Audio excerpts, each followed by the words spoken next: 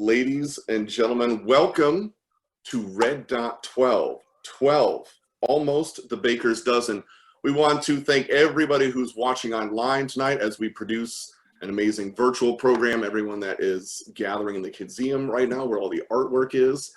For the next 2.5 hours, we are going to be all things creative. And man, do we have a packed show for you tonight. So the Chuck Jones Center for Creativity is a gymnasium for the creative brain. And we're all about providing experiences that help further that creative genius that exists in all of us. And tonight is an example of that, as we have hundreds of artists that have all donated canvases to help raise funds for all the programming that we do, both in California and then across the country. And it would not be a proper Red Dot show if we did not bring the queen herself, Miss Linda Jones Clow, in. Linda, a pleasure, dear, to see you as always. Welcome to Red Dot. You obviously having the most experience and the most influence over the many years. And how does it feel to be at 12 of these now? 12? Are you 12. sure? Are you sure it's 12? I counted. I had to check twice. I would have said maybe 4 years ago that we started this. I have the most experience and I have the poorest memory. I have loved every single one of them. I'm looking forward to this one. The art is spectacular this year. I'm overwhelmed with the art and with all the people who have made this happen tonight, and I'm really excited. Well, we are excited to have you as we do this. And my apologies, you have to spend 2.5 hours with me on this thing, going back and forth. And I'm hoping it's a pleasant experience for you. It'll be a joy for me, and hopefully I can reciprocate. But we want to bring in tonight, Todd Cousin also. Todd is the magician behind the curtain. If you've ever gone and seen Wizard of Oz, he is the man when the curtain peels away and is doing all things TD, AD, DD, whatever, you name it. Todd has it going down. Todd, welcome to Red Dot 12. Oh, you're on mute, I think. I guess I should actually unmute myself if I start talking. I just wanted to show that technically I am in control, but not of my own microphone apparently. So that's good. Yeah. That's clever. So what I need to let everybody know is that we're trying to do this by the Acme Video Production Company, which is so anything can happen. It's probably going to fall apart. I actually am the technical director of this virtual show, so those of you watching at home, if you see any mistakes, it's definitely not Ben's fault, it's me. So I am trying to do the best that I can with what I've got. I will not bore you with the details, but we will have a good time. So you may occasionally see me look off like that. It's because my actual switcher and virtual stuff is off to my right, and I will not be on as much as last time. I know that's very disappointing for a lot of people, but I think it's a huge upgrade that we've got Ben, Master of Ceremonies this time. So thank you, Ben. The $30 is in the mail. Thank you very much, Todd, for that. I appreciate it. It's coming in pennies, by the way. I didn't say what form. I just said it was on its way. So Todd, if it wasn't for Todd, we wouldn't be able to pull this off. And he is being very modest. Todd is a master magician for this and has taken the level of what we're doing here at Red Dot to the next level. And there, look at that. Look at that. Craig. I'm here. I'm pretty sure everybody knows you, but just in case you don't, grandson to Chuck Jones, runs the Chuck Jones Center for Creativity, master of all things. Welcome, sir. Master. Yeah, I think my technology is probably a little behind, but... Craig, I'm sorry to interrupt you, buddy. You moved to your cell phone, didn't you? No, I did not. I'm still here, but I can hear myself echoing. Oh, good. Well, that's good. Okay, well, here's our first screw-up of the night. This is me trying to do that. Hang on just a second. Let me see if I can get this so that we can see you, too. We're going to go Brady Bunch. Maybe. Hollywood Squares. No. Yes. All right.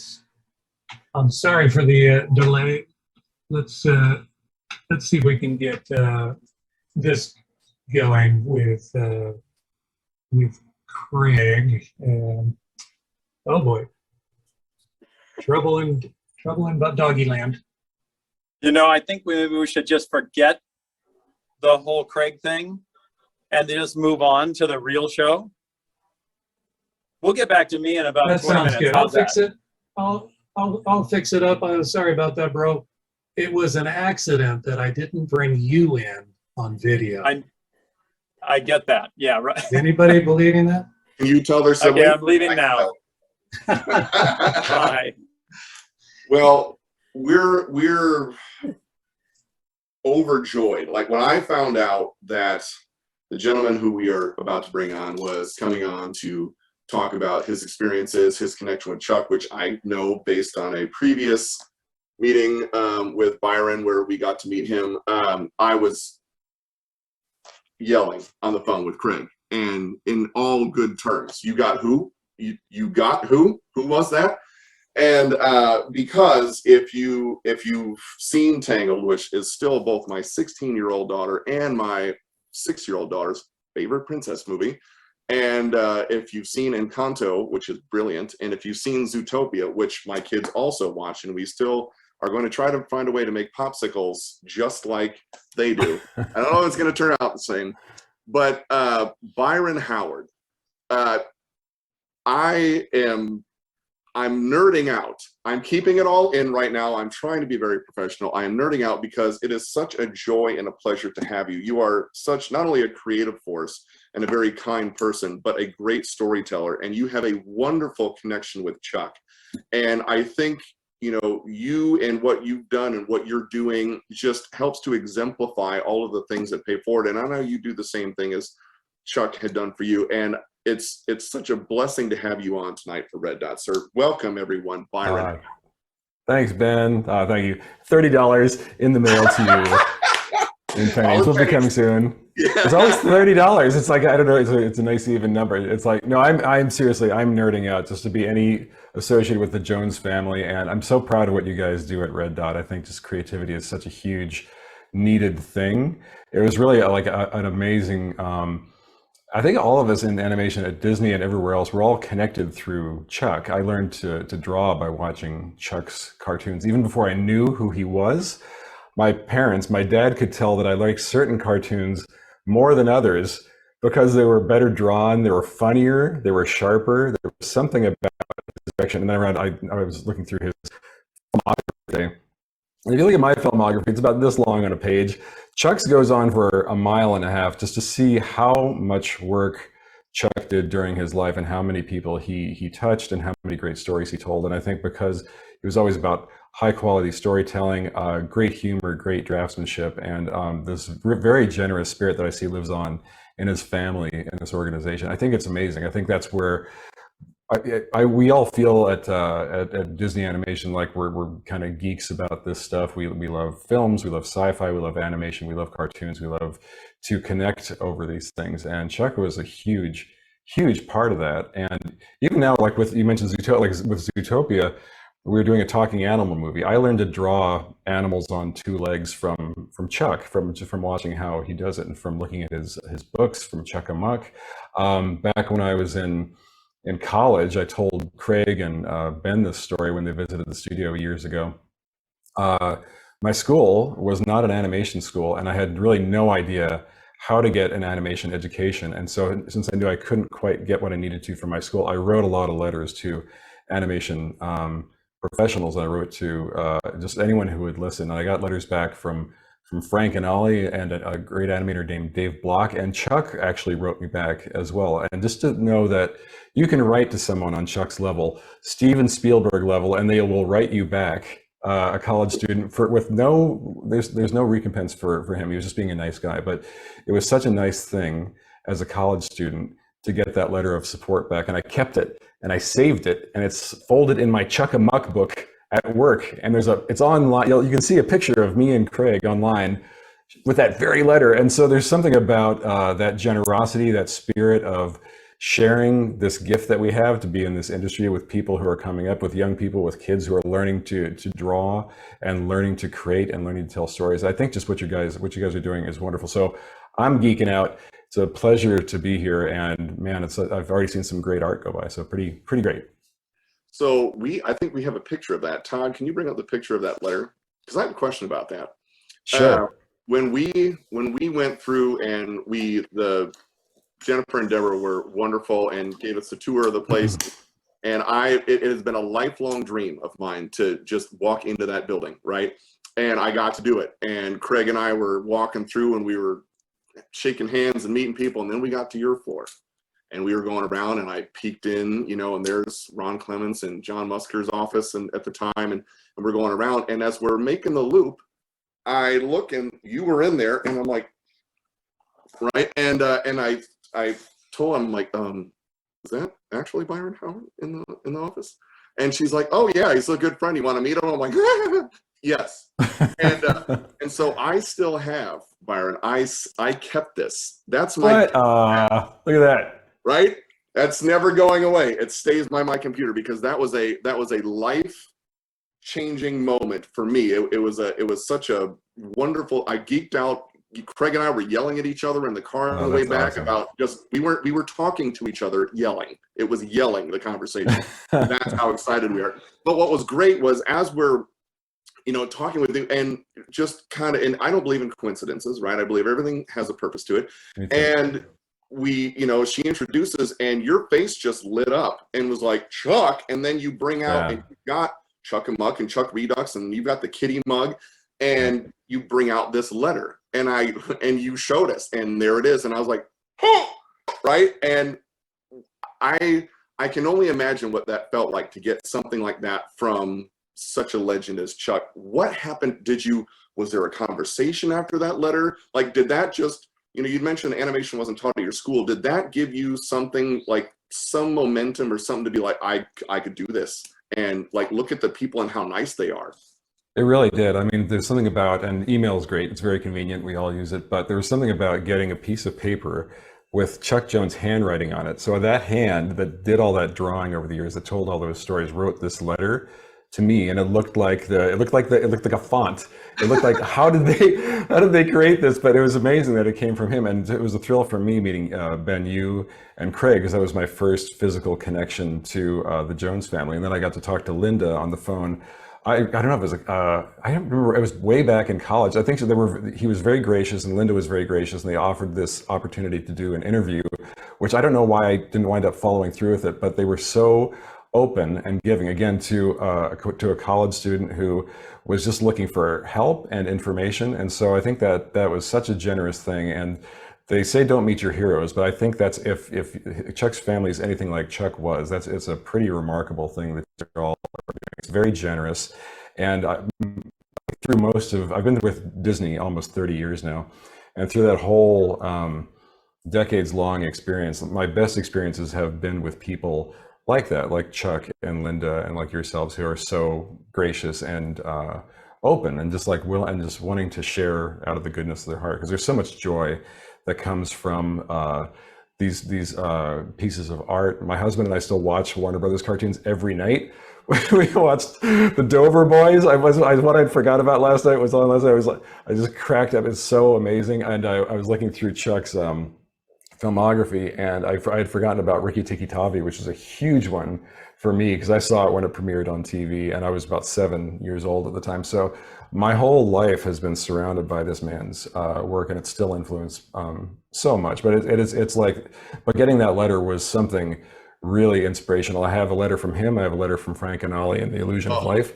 And it was really remarkable. And Frank's letter was typed in an old typewriter, and there was whiteout all over it. But the sentiment shared between Chuck's letter and Frank's letter was just this, again, giving, open joy in this, it's a craft. Like, people are passing these teachings down from generation to generation. There's a love of what this art form has been, these exciting places of where it's going. And I see it all the time. I see it in people coming out of school who still have that same love of Chuck's work, of of the CG animation that reflects the great draftsmanship of those classic films, and it is really remarkable. It's just to see one man kind of make that kind of artistic impact, a lasting impact on the world. So it was a pleasure to meet you both. It was a thrill. Well, hey, trust me, we were cloud 9, probably cloud 10 after that meeting. So, Linda, Yes. it's what I mean. Look at Chuck's influence and how, and I mean, let's not be too shy here at saying multiple Oscar-winning director Byron Howard, right? And taking the time, like the Chuck, and you would witness this all the time. Chuck taking the time to he kept an open hand, right? And the advice wasn't closed in a fist, and I'm not sharing with anybody. Your experience and even, with your conversations with Byron. Well, nobody is more grateful for Chuck's being who he was than I am. He had an enormous influence on me. First of all, Byron, I want to tell you how much I loved Encanto. Thank you. Absolutely fantastic. Your work is just phenomenal, and I'm so grateful. I think the truth is that Chuck was not being generous in writing to students or writing back to people when they wrote to him.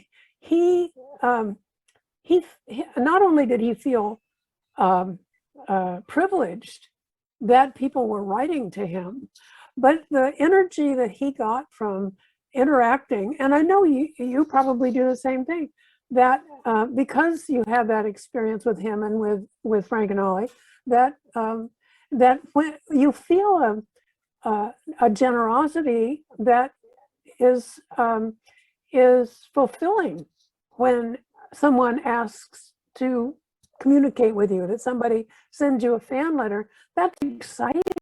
It feels good. And Chuck loved the fact that people would write to him. When he went to speak, you may have heard this, but every time he went to speak to children or college students or any students or anyone at a studio, he always said, I'll send you a drawing if you'll write to me.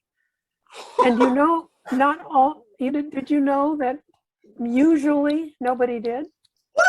What? Usually nobody did. And Come on. And but it meant something to him to have people write to him. And I did a lot of work with his correspondence, and one of the things that sometimes it would build up when he would get 20 or 30 in a week or two, and he couldn't answer them all right away, and so he would keep them on his desk. He had them right there on his drawing table, and he would keep them there, and someday he would get around to answering them, and almost every time he would give some very complex excuse for why he hadn't answered yet. Like, I've been in Europe for the last 17 weeks. I couldn't answer, but he got a lot of joy out of getting the letters from people, and that's why he felt so motivated to answer. Are we coming up on a time we're supposed to do something? We've got 5 minutes here left with Byron, and we're going to soak every minute of it up. Byron, I certainly hope it's been 4.5 years since the last time. I hope it doesn't go long till the next time. In your career, like you wonderful influences, what is, as there's people from all walks of life watching, we've got young kids that are, want to go into art and animation and film and that kind of things. What was one piece of advice that you received that to this day, you can pick it right out of the hat, like that it's something that really made a mark on you?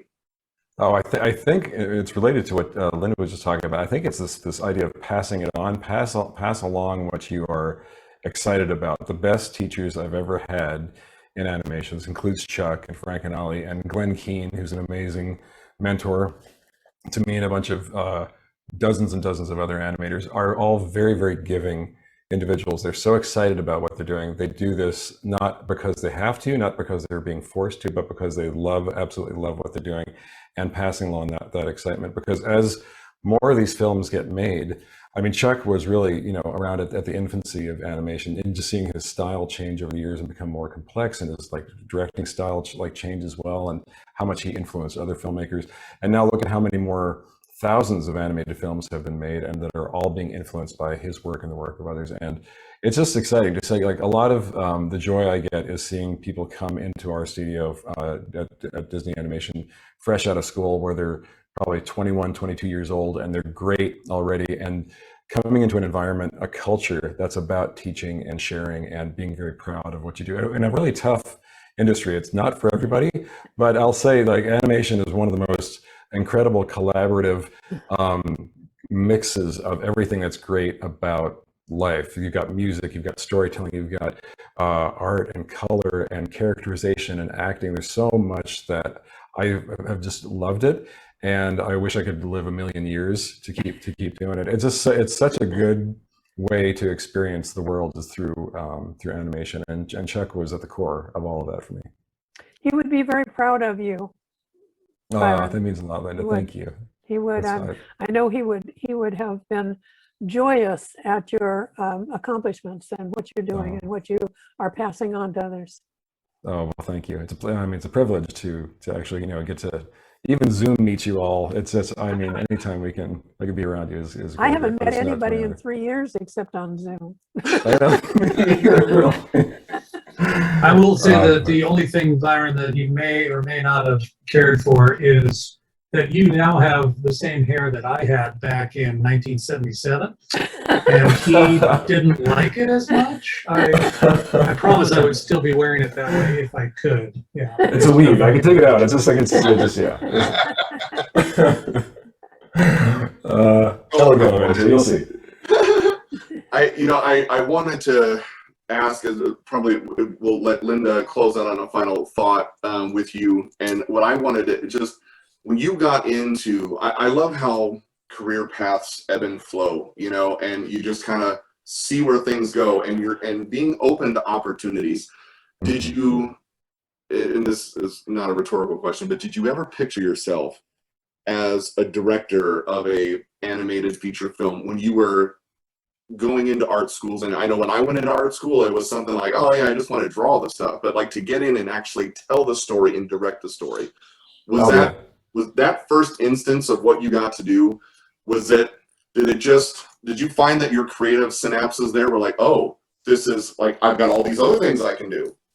Yeah, no, it was funny. I had no idea you could actually be an animator as a profession until very late in, like, I started going to school in college to be a live action film editor, because I loved editing and I loved live action film. And about 2 years in, I saw Who Framed Roger Rabbit, and I saw this mashup of all these amazing films and film noir, which I loved. And then animation was just starting to kind of surge, and feature animation was coming back. And so I kind of rode that wave of interest into animation. And when I went down to Florida to try to get into the animation internship at Disney, and I failed over and over again. I got rejected 4 times. They told me no, till finally the 4th time, Frank Gladstone, who now works with the CIFA, he was a training manager. He brought me in and he showed me what I was sending in, which is basically like stacks of drawings in a shoebox. And then he showed me a beautiful portfolio from another student that was all beautifully organized and like with the best drawings and just very catered. And so I finally got my act together. The next time I got in, I didn't have any money at the time, so Frank very generously let me audit the figure drawing classes at Disney Animation. That's where I learned. And again, through the generosity of others and the mentorship I learned in Florida on Mulan and Lilo and Stitch and Brother Bear, I kind of carried that over. But I was like, when I first got my first job in animation, I said, I will be in betweener forever. I'm so happy. I don't care if I ever do anything else. And then I kind of saw, oh, look, the rough animation thing looks like fun. And then I thought, oh, supervising looks like fun. And then I went into story, and then I went into directing off of story. From that, but I never set out to be a director. But I think that there's an exciting moment when you do take that step. So for all of you coming up in animation, if there's ever a moment like Ben's talking about an opportunity that feels a little scary and a little foreign, try it, because there great things could come from it. And you really do grow so much, but it's been incredible. But again, I'm very much in debt to the people I've been with along the way. Pin that piece of advice, pin it, all right? If you find an opportunity and it might freak you out a little bit and push you, take the opportunity. I will frame that, because that is absolute truth. Well, Linda, I will let you close out with Byron. Byron, first of all, thank you so much. I appreciate you coming on. I had the app. It was the thrill of a lifetime to meet you in person, and you're a normal guy, and we got to have normal conversations. Geek out about the stuff we love, and I think that's to me what I love that. So at some point, I saw your Darth Vader. We can discuss Obi-Wan and what happened. Oh yeah, that's right. Yeah, all right. There's some stuff. Some things. Some stuff going on. Yeah, a little bit. So Linda, I'll let you give a final thought. Well, you've both given very fine final thoughts, and thank you, Byron, so much for participating tonight with us and our family. You certainly are a member of our family, whether you like it or not. Oh, I like it. I'll take it, please. Please.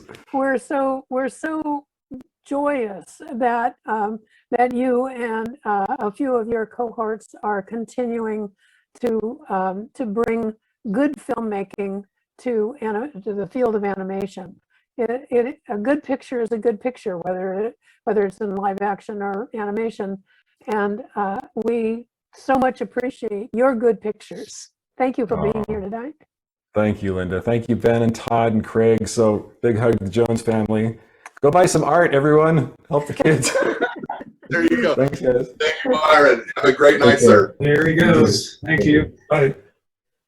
Hey, we've actually got Craig back. That's pretty cool. We got Craig back. I don't know about you, but I could talk to the dude for days. So, not that he would want to, but we could have coffee. All right, so we're going to kick off the main show as we get into it. What a fantastic interview with Byron Howard. I am going to come off and hi. Craig, are you? What's going on? I'm here. I'm here. I tell you what, let alone that it was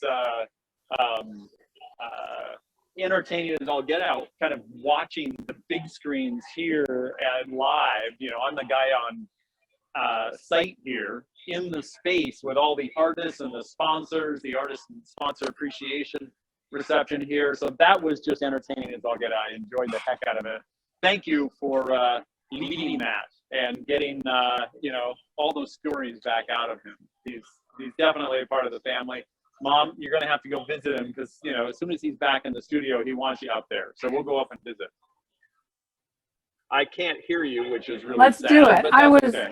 I was muted. Sorry. Okay, well, there is a reason then that I can't hear you. So anyway, we're here in the I'm going to give you a little background of what happened. First of all, we decided a virtual event back in February when we didn't really have a space. We left SoCo at the beginning of the pandemic in 2020.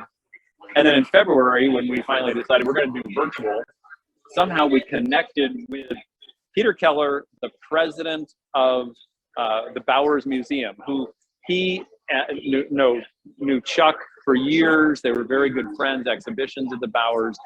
And he emailed me directly after a Zoom meeting that we had, and he said, let's connect. And he didn't know we had left SoCo, and so he brought us over here, took us to lunch over at the Bowers, and then said, you know what, we've had a Kidsian space closed for about the last 3.5 years. Let's go take a look at it. And so we came over and took the tour, and I'd been in here years and years ago. It was their kids' version of the museum, very kid-friendly space. And as he walked out, he goes, so here's what I'm thinking.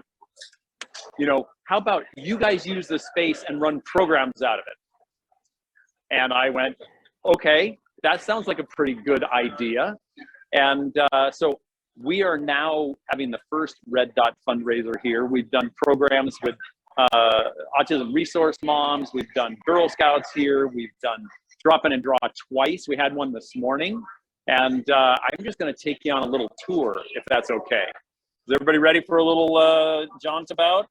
If you're going to get sick, you might as well, But all right, I've got we're now in with Bugs Bunny at least, so we're branded there. But I'm going to turn you around and you can see the space. So as we move, now people here are starting to see themselves, which is awesome. So there's one of our board members, Mike Smith, right there. Yes, which you'll get to know his work. But you can see we're in the Kidsium with all the artwork that you are now bidding on. So as I go by, if you see something amazing that you have to have, I'll show you a QR code and you can just click right on the QR code and you can bid on it right now. There's Terry Harden. Terry Harden's in the house. Hi, Terry. There you go. Yeah. All right, we're just going to take a little run because I want you to see the space more than anything. There's an infinite loop if I look into the television, but there's a little paradox there. But this downstairs we can use for events, different programs. You can see it's an old bank building. There's a reception area here. Very set up. There's Fernando, another board member hanging out. Very kid friendly. I'm going to take you upstairs real quick. The nice, hey, Michael. I'm on you're now on live on the television going across the country. Yes. That is Michael Arachi, who donates all of the accounting work for the center and the museum. Very gracious of him. I'm going to take you upstairs. I'm going to be done with this. Does it sound like fireworks are going off or something? But you can see from upstairs, like I said, it's an old bank building. There's our event. So this morning we had drop in and draw upstairs. Look at all the space we have. We've got 11,000 square feet of classroom space upstairs and downstairs to take. So now I'm out of breath because I had to go upstairs. But anyway, imagine the possibilities of the Chuck Jones Center for Creativity in collaboration with the Bowers Museum here in Santa Ana. Our corporate office is only a few blocks away. Some of the best restaurants in town. I'm going to take you back downstairs. Well, I'll stop here and give you if I drop the iPad, my interview's over. But I'm going to bring you back here. So, all right. Well, so that is the Kidsium space that we've got going on.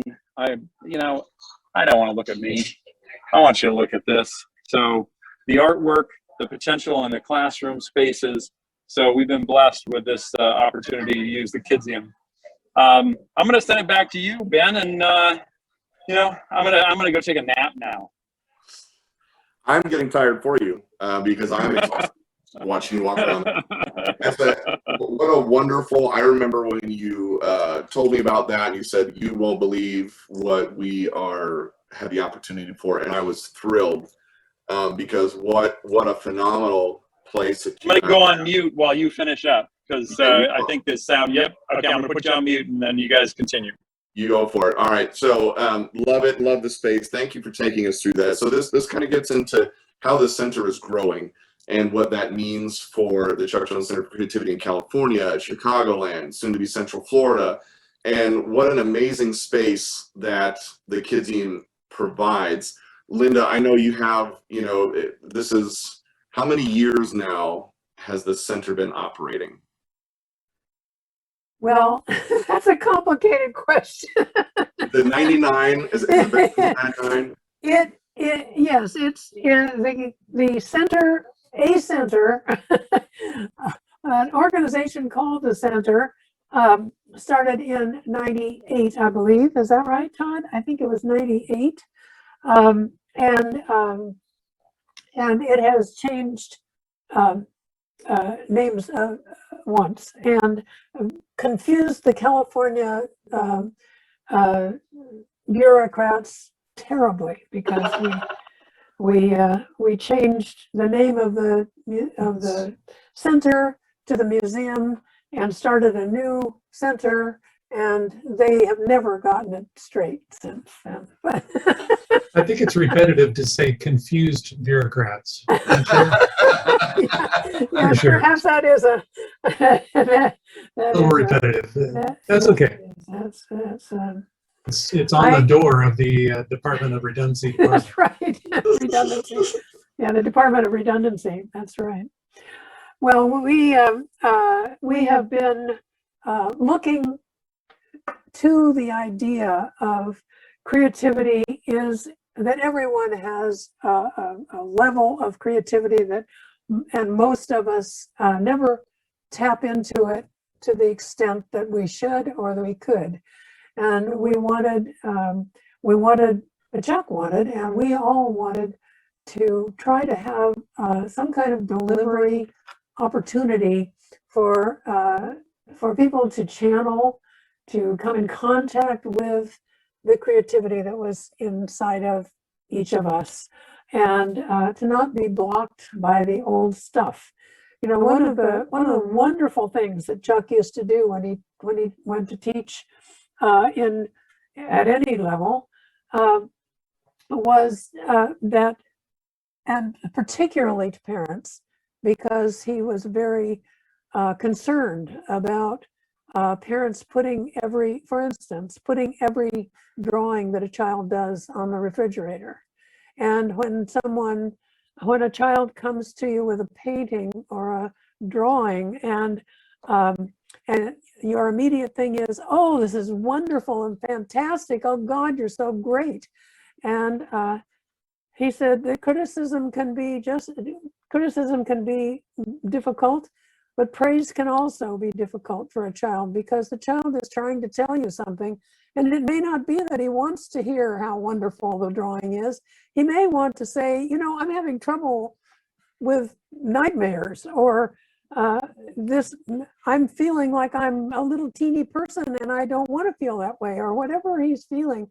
And so he used to lecture parents to respond like his mother did, which was one of the reasons that all 4 of the children went into art. that his mother would look at a drawing that they'd made and say, boy, you used a lot of blue. Do you want to tell me about this? And it startled a lot of parents, because they thought they were doing the right thing by telling their children they were wonderful at every level. And it's most children will give up drawing when their parents tell them everything is wonderful, because they obviously don't feel heard. And so they'll try something else. They'll try some other means of getting through to their parents. And drawing could be much more of a communication, and writing and music and all these things that we try to open our minds to in the center, and hope that people will rediscover from the time they were children, that they all have a creative ability. That one of Chuck's wife's favorite quotes from Chuck was that people would say, oh, I can't draw a straight line. And he would say, well, straight lines aren't the interesting ones. And so that's what we're trying to do. We're trying to reinvent, rekindle the fire of creativity in all ages and all people, because they all have it. And, you know, I think that's it.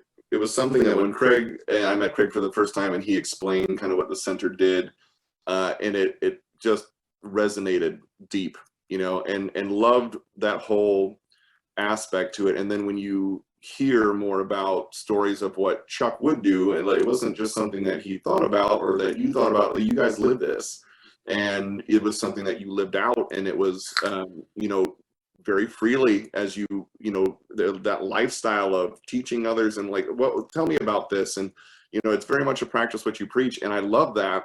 And I think, you know, at this point now in 2022, the center has reached well over 500,000 people in events and programs, and we're closing in more in the 1 million mark. And what a remarkable, like, that's a huge number. And it's for people to come out, and I hear this from different events and different classes, you know, and the Chuck's philosophy is what we teach, right? And what we imbue ourselves with as we move things forward. And for people to grab on to that and to feel, I think, exactly what you talked about, you know, letting them explain some things out, like encouraging them in ways, because Chuck would talk to everybody.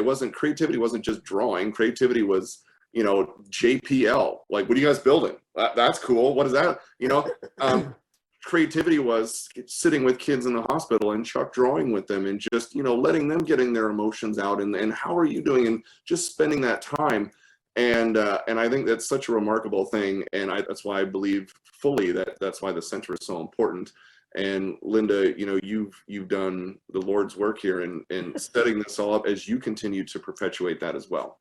Well, Ben, I just want to give credit where credit's due. A lot of the communication of what we are trying to do is a great credit to you. You have contributed so much in the years that you've been with us, and spread the word far and wide. And we expect you to blanket Florida with creativity. Oh, it's coming. It's coming. So we so much appreciate and value so deeply what you have brought to the center and what so many people have. It's we hope to attract and have attracted so many amazing people to participate.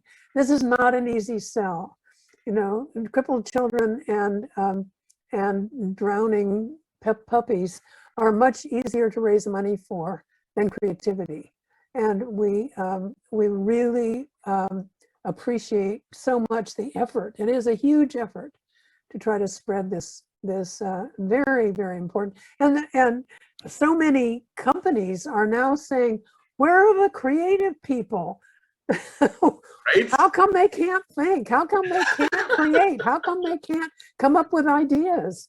And we're trying to introduce the opportunity for people to find a way to bring that to every area of human life. But We have it's kind of a big goal, but hey, why not?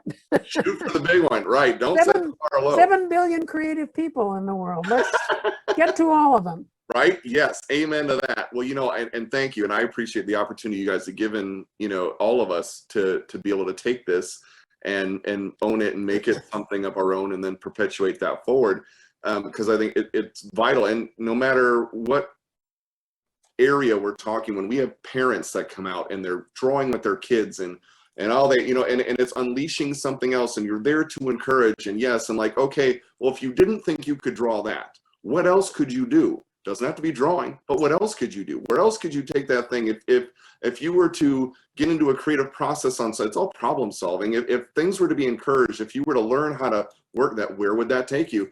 And so many people have complimented on, you know, the things that they've done with the center, and because of that, and it's done things that have sparked in areas they never even thought it would, you know, they didn't even think of before. And that's it. It's everything. So yes, 7 billion people. Creativity, all of them. Absolutely. Why not? Why not have that goal? I also want to thank the all of the people who contributed their artwork, including you, to this event, and to encourage everyone who is watching to check out what is available on our auction, because it is. Truly, this is the best in 12 years. This is the best I don't even know what the word is. The buffet of art is so fun. It goes from, I think there's a 4-year-old all the way to whatever, you know, it is an age, but I mean, it is such a cornucopia of wonderful, wonderful art. And every time someone bids on something, they're creating the opportunity for someone else to find their creativity. I'm so grateful for everybody. And that's true. You've got some incredible pieces that are really affordable, that are really fun, and are really going to be awesome to hang on your wall, knowing that you've helped somebody, but also don't forget how the artist feels about selling something. You know, how's that young artist going to feel that they actually sold a piece of their artwork? Suddenly they're a professional. Yeah, that's very inspirational. So you may have noticed that I put a slideshow of all the art going along in our little setup here that we're streaming out, so people can get an idea of what's going on. Perfect. I wish we could go through faster and faster, but go to the website and check it all out. You can bid on stuff. The first section does not close until 7 o'clock. So make sure to pay particular attention to the section 1 before it closes at 7. Let's see. That's 7 Pacific. PST, So, yeah. so that's we've still got a half We an have hour. 37 minutes and 37 40 minutes, yeah. seconds. You know why I know that? Because I have 5 items that I'm bidding on right now, and 2 of them close in the first one. And this is Yeah, there you go. 37 minutes and 34 seconds. That's how much time is left. Yeah, so not only are you participating, but you're bidding as well. That's Oh, awesome. I'm bidding. There's at least 2 that will not escape me. I swear. You know, when I love Eric, and for those that don't know, Eric Goldberg is coming up soon.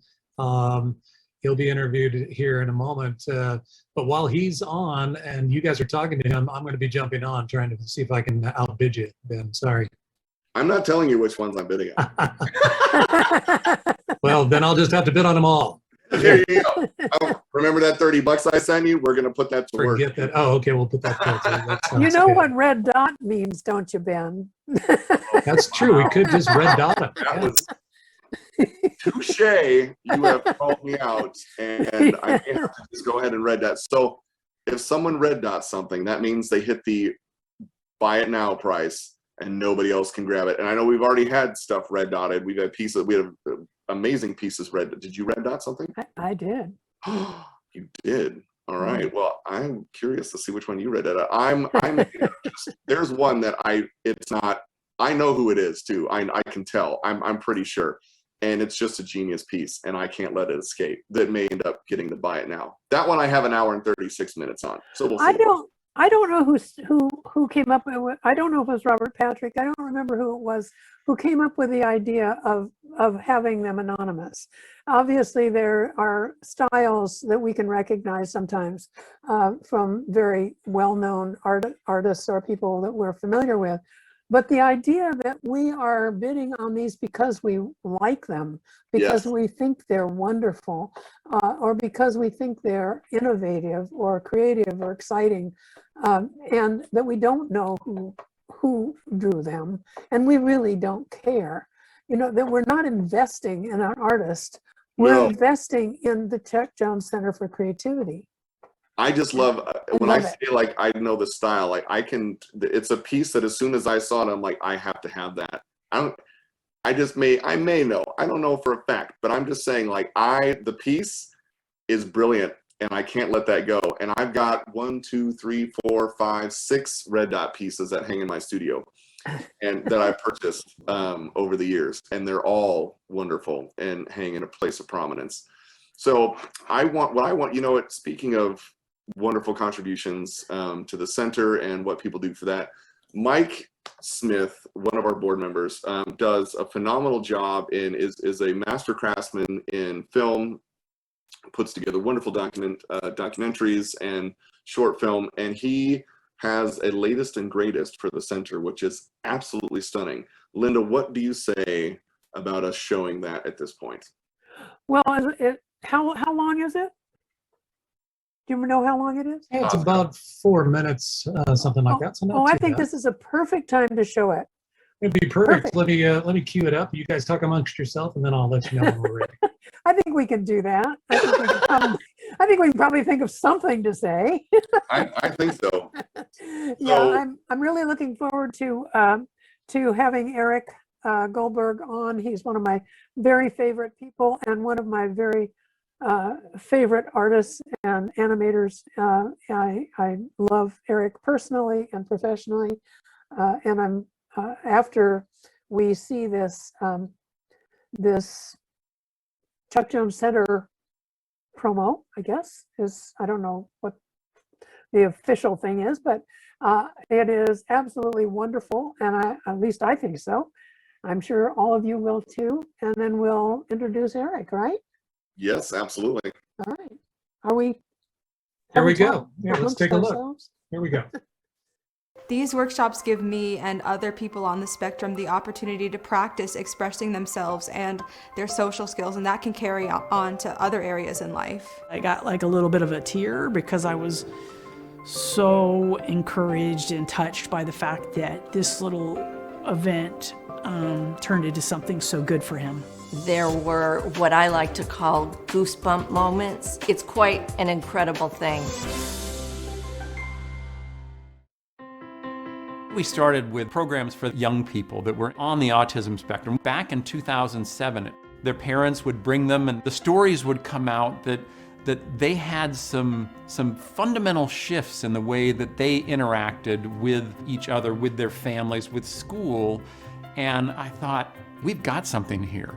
Many times they're reclusive because they don't know how to interpret the outside world. And when they come into one of our workshops with Chuck Jones, there's something about creativity that seems to open their hearts and open their minds and really transform our autistic individuals. It's wonderful.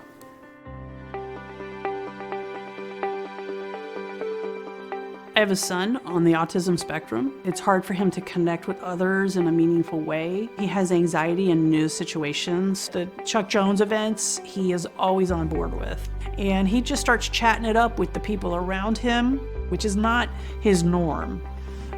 So I find that to be, very heartwarming. When I'm at the creativity workshops, I feel very calm, and the pressure from my everyday life has lessened a little bit. Creative endeavors stimulate more parts of the brain than any other activity that we can do. It actually remaps the brain, the way that we see pathways around stumbling blocks. A young man came to one of our events with his mom, and this boy could not focus. So one of the art educators sat down with him, and this boy focused for about an hour. His mom was in tears because she had never seen him focus on something before. It really bonds these people together. There is something so unique about creating something that has a lasting effect. It's nice to see the sense of accomplishment showing off what they created. It's fun to watch.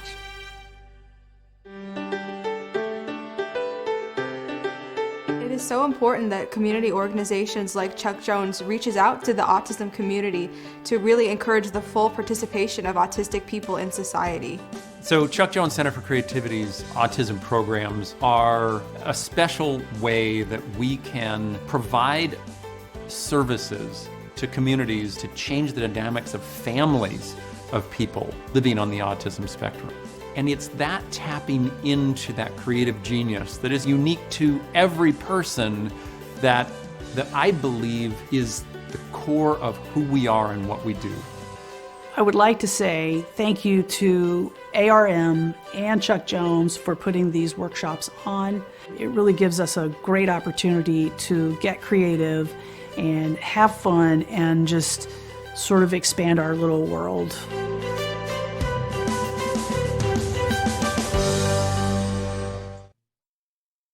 Welcome back. What a phenomenal film that Mike put together. What a phenomenal testimony on what the center's doing. Every time he finds these stories just blows me away. And I love it. It's what events like this help to raise funds to be able to continue to do. And we just want to thank Mike Smith and Beer Boy Productions for, again, lending their creative genius to helping out the center and telling better stories. Yes, and it's Beard Boy, not Beer Boy. Beard, no, I said beard. Beard. Yeah. Beer Boy Productions. Might be a little different subject. It is. It's a wonderful, wonderful film, and I'm so happy to be able to cover so many of the areas that we are addressing these days. And Did you say that we're going to have it up on the website soon? Yeah, Yeah.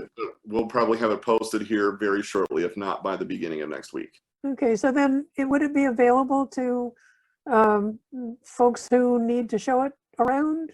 Absolutely. Yeah. So we'd have it on our YouTube channel. We'll post on the website. People can click, watch, share, the whole thing. Wonderful. Wonderful. Well, So speaking of bidding, yeah. you called me out. And as we're about to introduce one of my all-time favorite human beings, and I'm going to gush on him for only 30 seconds, and then he's already heard this, but that's fine. So you were like, there's a red dot. It's called red dot for a reason.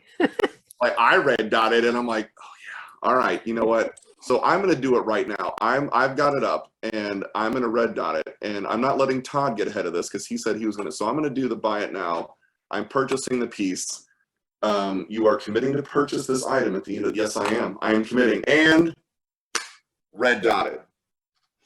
And you think it might be by somebody you know? I think it might be a friend of mine who I love her style. I love it. And she's like a modern day Mary Blair-ish in that what she does. And I love the subject matter. I looked at this and I'm like, I gotta have it. I gotta have it. I saw it up and I'm like, this kind of seems like it would, like the subject matter is what spoke to me first, and the style. Love the piece. So even if it's not her. Sorry about that, Ben. I didn't know that you were buying her piece. I thought you were buying something that you thought was Eric's piece. So Eric is joining you now. You guys are all on screen together. Sorry about that. Eric's just watching while you pay some money to somebody else's art. Yeah, there you fine. go. I could bid on Eric's right now too, because Eric has a piece in here. So speaking of said genius, Eric Goldberg, let me introduce somebody here who I'm just going to tell you since 1993 when Aladdin came out, and I saw that film, and Robin Williams, who is one of my all-time favorite actors, and just so colorful, everything he puts together. And Robin Williams matched with this insanely awesome art style. I don't know how your hands didn't fall off drawing on all the stuff that he did. I don't know. But from that, it's my all-time favorite animated film, still to this day, period. And it has a lot to do with all the characters and everything that you imbued in the genie, who is at the top for me of my all-time favorite characters. And your style, those Al Hirschfeld influenced lines, everything that you put in. And I remember watching that film, and I got to go to my parents took us to Disney, and it was when Florida had their animation studio still, and they had the Oscars from Beauty and the Beast out, and you could go through the animation department. And I remember I got my first art of, which was the art of Aladdin, and I still have that book. And I had to know who did what. I was like, who did that? Like how, because that influenced me as a young little artist who loved drawing cartoons and doing that kind of stuff, and just the brilliance of it all. And so to see who it was, and Eric Goldberg, and then Pocahontas, I mean, good night. Like the list goes on, right? So to get to meet you for the first time in 2012, you're right there. There's three living legends for me that are just have had the biggest influence, and they may not know it. And it's Andreas Deja and Glenn Keane and you. And you have the crowning achievement character for me on this and the crowning achievement film. So to get to meet you in person for me was one of it was one of those life moments where, core memory, right? Let's go back to that Pixar film, Inside Out. It was a core memory, and that was a core memory, getting to meet you, and then getting to spend a little bit of time with you here and there over the years since then has been one of the true delights and pleasures, because you are the most genuine, down-to-earth, wonderful person who is extremely talented, and it gives somebody like me just the motivation to make sure that I'm doing the same thing with other people. So ladies and gentlemen, need I say more, director, animator, master artist, Mr. Eric Goldberg, welcome to Red Dot, sir. Hi there. What can I say after that? I mean, I'm speechless, which is rare for me. Actually, I don't know if I ever told you this story. I stalked Chuck. Okay. Really? Yeah. Here's okay. He came to the studio while we were making Aladdin What? to visit Glen Keane. Okay. And the only sequence that had been animated by that time was Friend Like Me, the Genie song. Come on. And I thought, oh my God, I have to be there when Chuck watches it. So, I just kind of sidle up behind Glenn and Chuck and just kind of, oh, I don't know if you remember me. Hi. And finally, wormed my way into the theater where they showed Chuck Friend Like Me. And I was ecstatic that he liked it. Absolutely ecstatic. And, he said, and I quote, "It's like three caballeros," because it was so crazy. And that was one heck of a great compliment for me. So yeah, that's my Chuck stalking story. I have not heard that one, and I love that. See, people, opportunities. Sometimes you just make them. So, Linda, I wanted, the history between you and Eric and Chuck is pretty healthy, pretty extensive. Eric is pretty much like Chuck has paid some super high compliments to Eric and what he's doing. And what is a story that maybe we haven't heard and about Chuck and with Chuck and Eric? Well, one of the things that Chuck's highest praise for anyone, I guess, but particularly people in the industry is I don't know if how many children are watching? I guess they probably heard it. They've gone to bed by now. Mine are in bed. Keep going. His highest praise was the son of a bitch can draw. And that's what he said about Eric. The son of a bitch can draw. And that truly was the pinnacle, the very pinnacle of his admiration for anyone in the industry. And he said it sometimes, often, and particularly with people of Eric's stature, with a bit of irritation.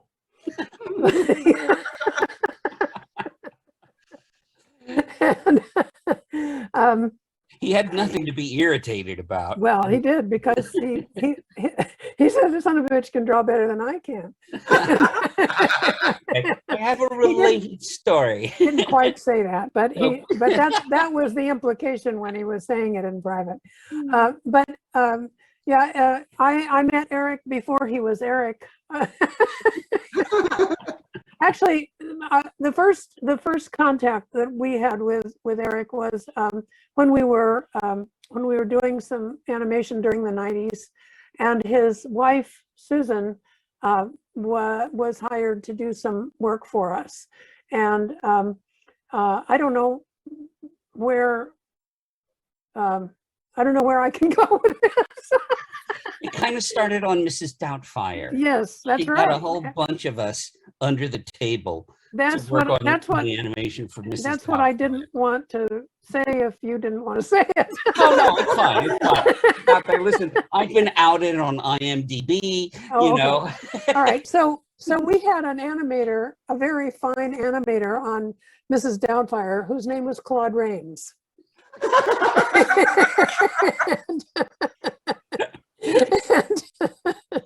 And I don't know why he did that, but it's interesting. It has a little circular thing for us, because when I had my first baby, we were living in Massachusetts, and in those days, in the very early 60s, there was no internet or anything like that, or no emails or anything.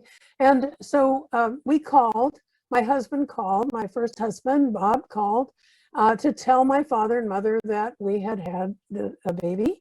It was a boy, and my father and mother thought that he said his name was Claude. And so my father sent a telegram that said Claude reigns supreme.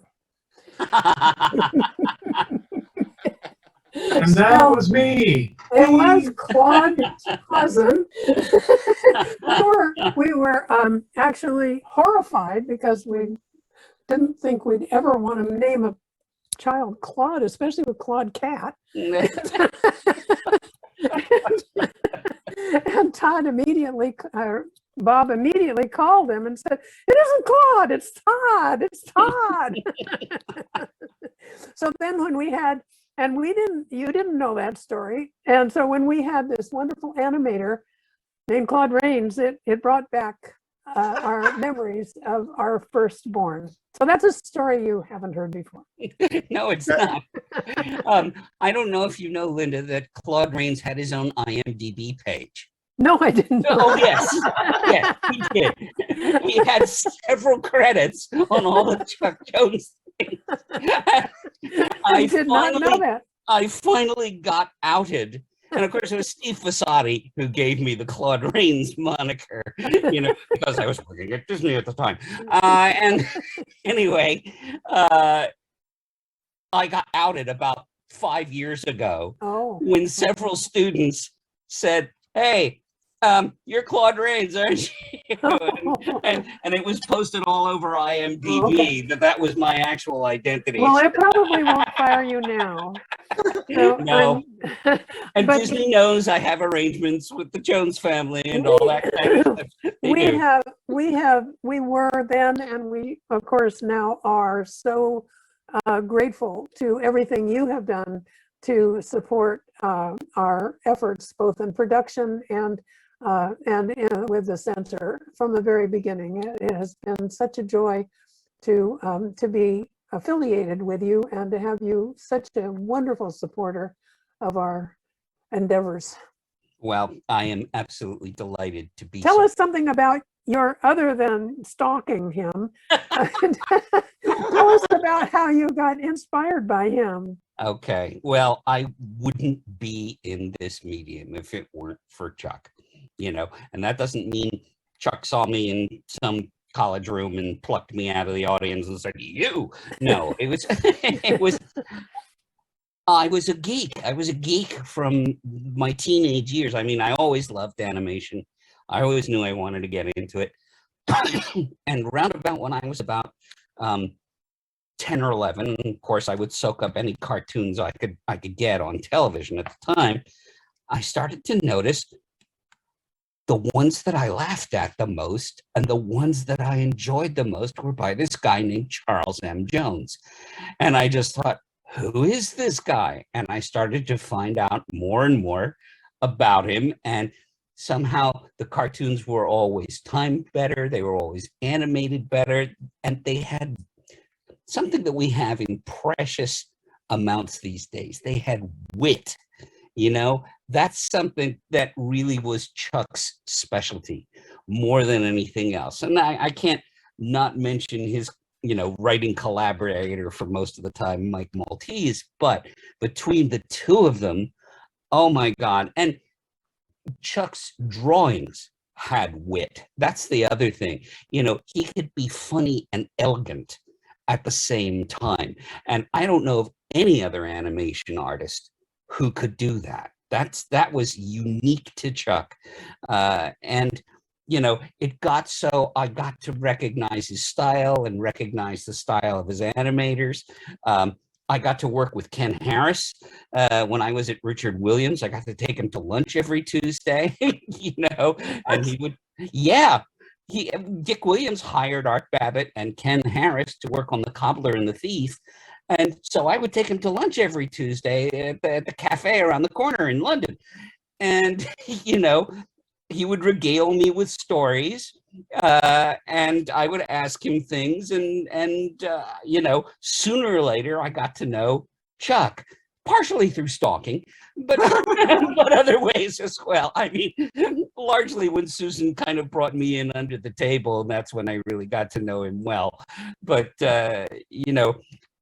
it's the kind of thing where I was always a huge fan of his work. His work has always been influential on me. one thing that people don't quite understand a lot of times in today's animation is timing. And Chuck was great at timing, and he was great at what I would call economical timing. In other words, it would only take 3 frames for the eyes to flick over and give you one of those half-lidded looks, you know. But it was 3 frames that were perfectly spent. You know, you didn't need any more, you didn't need any less, and it worked perfectly well.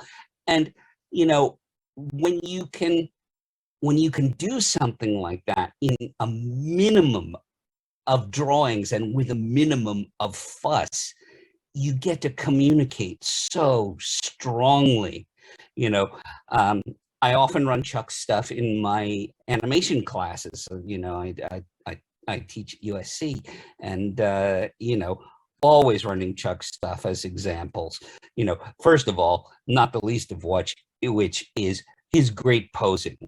You know, how good those character poses are to be expressive, and how animators like Ken Harris or Benny Washam would work in and around those poses, but the poses were the leg up. The poses were, you know, that's the bullet point you have to hit to get that idea across. And Chuck was a master at it without taking anything away from anybody. You know, many animation directors didn't actually do their own poses.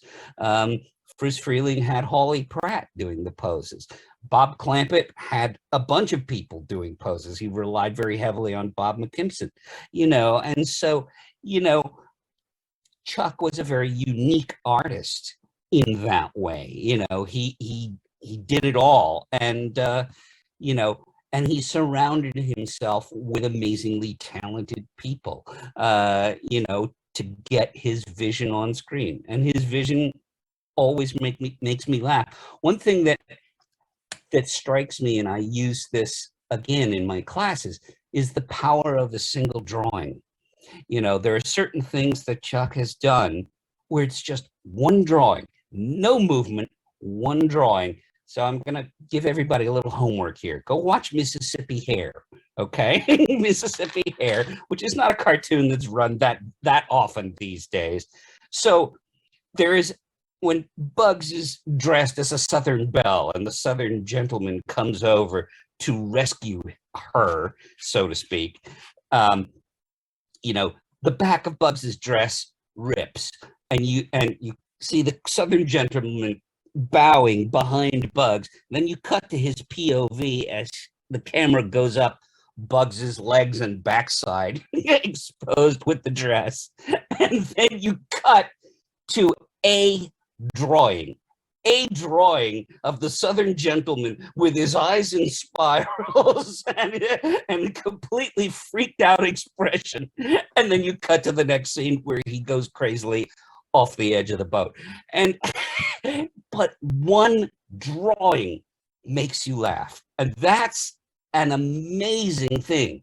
You know, there was one time, you know, and I can point to many, many instances, you know, where Chuck did things with a single drawing that was just perfect. You know, we were having bagels and lox at his house one time, and we were talking about Feed the Kitty. And I said, I love that drawing where he's trying to hide Pussyfoot in the flower drawer, you know, and the mistress comes in and says, what have you got in that drawer? And Mark Anthony goes into that kind of who, me drawing. And it's such a great, funny drawing. And I said that to Chuck, and he said, yeah, it took me 50 of them to get it right. And that actually made me feel good. That made me feel like, okay, he didn't hit it first time. He had to explore it, as we all do. But that's, you know, the fact that you can find that one drawing that really communicates is something that Chuck was so good at. Chuck was also good, you know, Freeling gets a lot of credit, and rightly so, for animating to music, but Chuck's animation to music was fantastic, absolutely fantastic. And to this day, I think my favorite musical cartoon of all time is Rabbit of Seville. It is it is done so precisely to the frame, you know. And I'm gonna tell people here, you know, part of the secrets. Ooh, but here's the kind of thoroughness that Chuck would do. You know, he would animate the beats and the melody at the same time. He would direct his animators to do that. So, for example, in Rabbit of Seville, there are several scenes where Bugs is going up and down to the beats, dum dum dum dum dum dum dum, and then he'd do his hand gestures to the melody.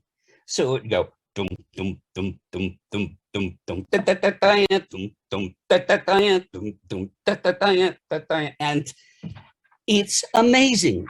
It's amazing to watch because you realize that he is doing two separate kinds of music at once in the same character to get that across. And that is something that not many people know how to do. And I was just fascinated by it. And, you know, I didn't read that in a book. That just came from years of geeking out over it and studying it frame by frame and really understanding what was great about it. And of course, there are other great musical cartoons that he's done too. Certainly, Wearing of the Grin, What's Opera Doc, and you know, lots of others. And I just thought, oh, another story, you know, and this actually pertains to, we're talking about music and dance. One of my favorite pieces of animation, and I think it was one of Chuck's favorite pieces of animation too, was Ken Harris's animation of Mama Bear doing the tap dance in A Bear for Punishment. And when I got to take Ken Harris to lunch, he told me that his favorite cartoon that he had animated on for Chuck was A Bear for Punishment.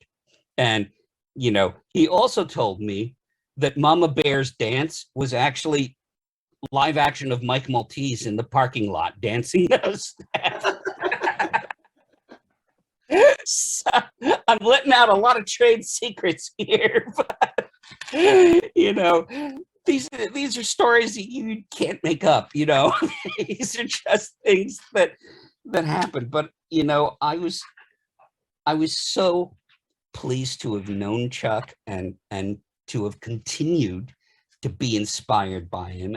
And for heaven's sake, I am still inspired by him. You know, there are things that I have gleaned from his work that, I mean, you mentioned the genie earlier. You know, one time Charles Solomon asked me, how did you get all those quick transitions on the genie? You know, and I said, Chuck Jones smear drawings. And he went back and looked at it frame by frame, and there they were.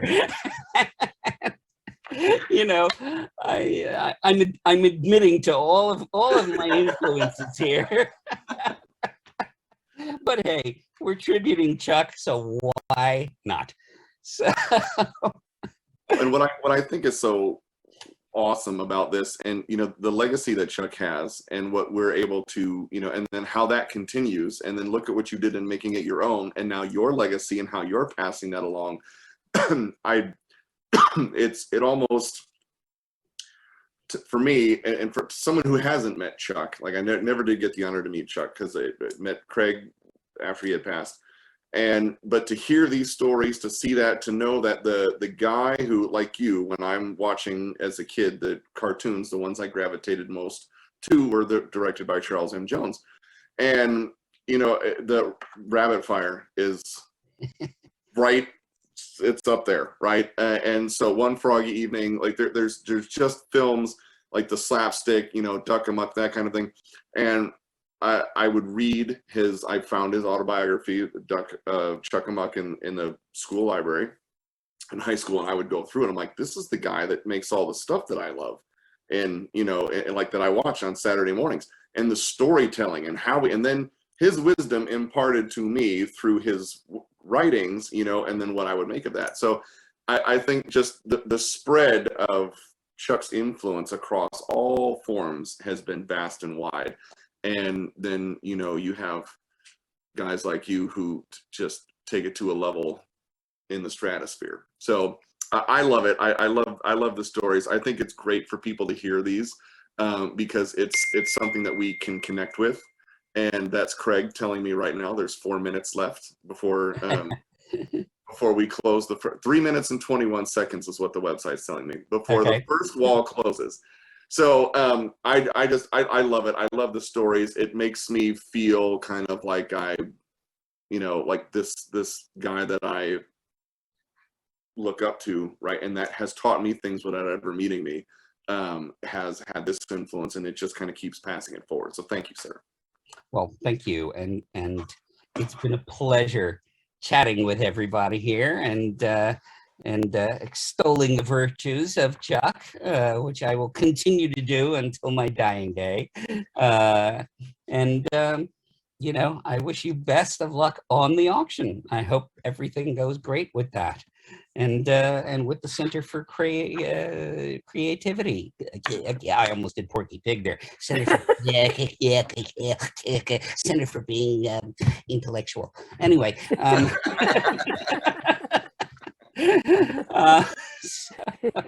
We're not kicking you off, by the way. We're not, like, you can hang around. We've got, and I'm not gonna say you got a duel, right? I'm not saying you got a duel. If it comes out, then that's fine. So last time when we did this 3 years ago, we had, like, you were on as our featured guest, and I told Craig afterwards, I'm like, you were on for like most of the show, and I'm like, I could keep going. I'm like, could you keep going? I could keep going. I'm like, I love this guy. Like, I love this guy. So Linda, yes, because we don't want to let Eric go right now, and we are going to close. There's a wall closing in 1 minute and 39 seconds, the first wall, right? So if you're bidding on, I've already red dotted something. I've got another piece here I'm most likely going to grab because that's out in 1 minute and 30 seconds. What would you, like, not parting thought, but like imparting a thought, right, to everyone that's hearing these things, checking out the artwork, furthering the work that the center's doing. Look at what it did for Eric Goldberg. Well, I'm living proof. That was before there even was a center, and he was still doing it. well, and so we're so many, and I thank you, Eric, for again for your support and your love of the family and of the work. I'm glad that Chuck's work brought you to us, and I'm glad that we have had the opportunity to continue to be side by side. I don't know if it's work exactly, but thank you. I have a footnote about Ken Harris. Ken and Alta Harris never had children, and for several years, or for some years, we lived across the street from Ken and Alta, and I became their child. Not that I was kicked out by my parents, but Ken and Alta were like my surrogate other parents, and he was a very dear and wonderful man. I know he had a tremendous he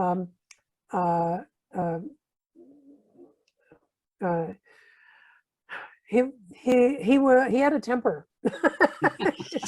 And especially when he was driving a car. Which he had a lot of, apparently. Those of you who don't know it, he got very, very angry at other drivers. But other than that, he was, in my life, he was a kind and wonderful man, and brought so much of his love of animation and his love of Chuck to us, to me, and maybe to his work. I love, it's just past Father's Day, so that's where I am, and that the Mother's Dance is one of my favorite pieces of animation ever. I think it's absolutely fantastic, and I don't think Mike Maltese really danced like that, but He said he did, I think Ken brought a lot to it. It's one of my very favorite cartoons. I love it dearly. But thank you again for being here. And I think we're probably into the second wall, are we? We're in, so the second section will close at 7:15. So we've got about 14 minutes or so until that closes. We do have Eric Bauza coming up, the voice of the current crop of Looney Tunes, just an amazing individual as well. And so while we're getting ready for Eric to come on, well, another Eric, this Eric. So I wanted to ask you, you know, when you go from, and I asked Byron the same thing when we had him on a little earlier in the show, and you go into like first question, short out of the gate is, what did you want to do? Did you want to animate? Did you knew that's what you wanted to do when you were going to college or you were out of high school or whatever it was, did you know what you wanted to do? I knew what I wanted to do, sadly, when I was 4. I knew I wanted to be an animator when I was 4. You know, at the time, all the great cartoons were being broadcast on television in the late 50s, early 60s. And, you know, I just ate it up with a spoon, and I absolutely knew. And finally, by about age 6, I started making flip books. You know, by age 13, I got a single frame cable release Super 8 camera so I could start making my own films. Nice. You know, and so it was that was a bar mitzvah present. You know, it's something that I had very, very early on, you know, and I think, you know, I actually quoted Chuck in something recent. I'm going to do some crossover synergy here. Okay, there's a series on Disney Plus called Disney Sketchbook, where they interviewed 6 of us animation people, you know, and one of them was me, and I teach people how to draw the genie. And I used a Chuck quote, okay, although they didn't allow me to credit him that way, but anyway, I said, you know, Chuck used to say, you have 15,000 bad drawings in you, and the sooner you get them out, the better.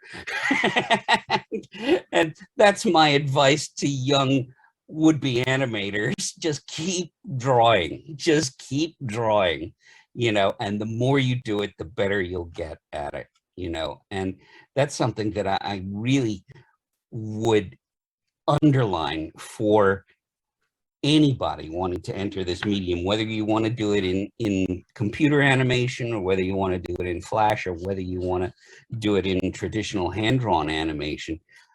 Learn to draw. It's so important because it really hones your communication skills. And there wasn't a better communicator than Mr. Chuck Jones. Amen to that. So Eric, yes. Eric, I just want to, I know we have very little time, but I just wanted to iterate that applies to everything. That if you're not willing to put in the time and do the work, you're not going to achieve, you know, people say, I can't draw. Have you tried? You know? Have you done the 15,000 or 100,000 drawings? And then you find out you can't draw it. That's not likely. I was born a mirror writer. I could not write frontwards. And I had a teacher who helped to me. And it took me 2 years because I kept thousands and thousands of cursives, learning how to write forward. I can still write backward. But wow, that's amazing. But it isn't amazing because the way I naturally do it. But I could not have learned to write forward had I not done those 100,000 practice ones. And now I have excellent, beautiful handwriting because of that. And it applies to everything. You know, you cannot say, I can't do that. This is true. Well, so speaking of putting the time in and learning new things, and I asked Byron the same question. So you wanted to be an animator, that's what you wanted to do, and then, you know, you're working on all kinds of things. You get in and you're doing things with Chuck, you're doing Aladdin, and then you step into a different realm. And I thought it was great on what Byron said was, his little tidbit to leave was, if you see an opportunity and it might scare you a little bit, take the opportunity. So you get into Pocahontas, which is a beautiful film. And, you know, like Colors of the Wind to me still in that sequence, and just, I mean, there's so much to that film. Did stepping into the director chair, was that something that was kind of like, was that one of those opportunities that might scared you a little bit and then take it? Was there something in you that, like, you know what, I want to tell a story in a way, like there's something, like as I'm doing more of this, I'm finding I actually like this and this also. What was the step from animator to director? Okay, I'm going to say something that isn't necessarily what people would expect. I think it's all the same. Okay, when I animate, I'm directing. I'm directing myself, but I'm directing how I want something timed, how I want something staged, so on and so forth. When I work with other people, I'm directing. When I'm storyboarding, I'm directing. And it's all part and parcel of the same thing. And I had directed short things prior to Pocahontas. But I'll be honest with you, one reason, you know, that I wanted to start on Aladdin as an animator at Disney is I didn't want to jump right in as a director, to be honest. You know, I needed to know the ropes and understand how the place operated, you know, and how things, you know, were different from my previous experiences. So, you know, yes, there was some trepidation going into Pocahontas as a full-fledged director, but it's not something that I was unconfident about because I had been doing it in the short form for years. And like I said, I think of all of it together. You know, when Chuck made poses, you know, he's thinking of how it's going to look when it moves. You know, it's all part and parcel of the same thing. And I think those are, that's one thing that's great about the animation medium, is that it embraces so many forms, so many different art forms, you know, but, you know, directing is like being behind the camera and animating is like being in front of the camera. But I kind of tend to think of them all as one unit. Eric, I have a question for you. As you know, Chuck had a short time at Disney and decided to leave because, as he told Walt Disney, that there was one job worth having and Walt had it. Yeah. And the question is, has the role of director, do you think, changed over the years since he went there? Or because as I understood it from him, the director didn't have as much oversight as he had at Warner Brothers, and that was impossible for him. Has that changed? You know, it depends on the project. You know, on something that's a big major league feature film, usually there's two directors. I used to say on Pocahontas, that's so if one of us gets run over by a bus, they have to care. But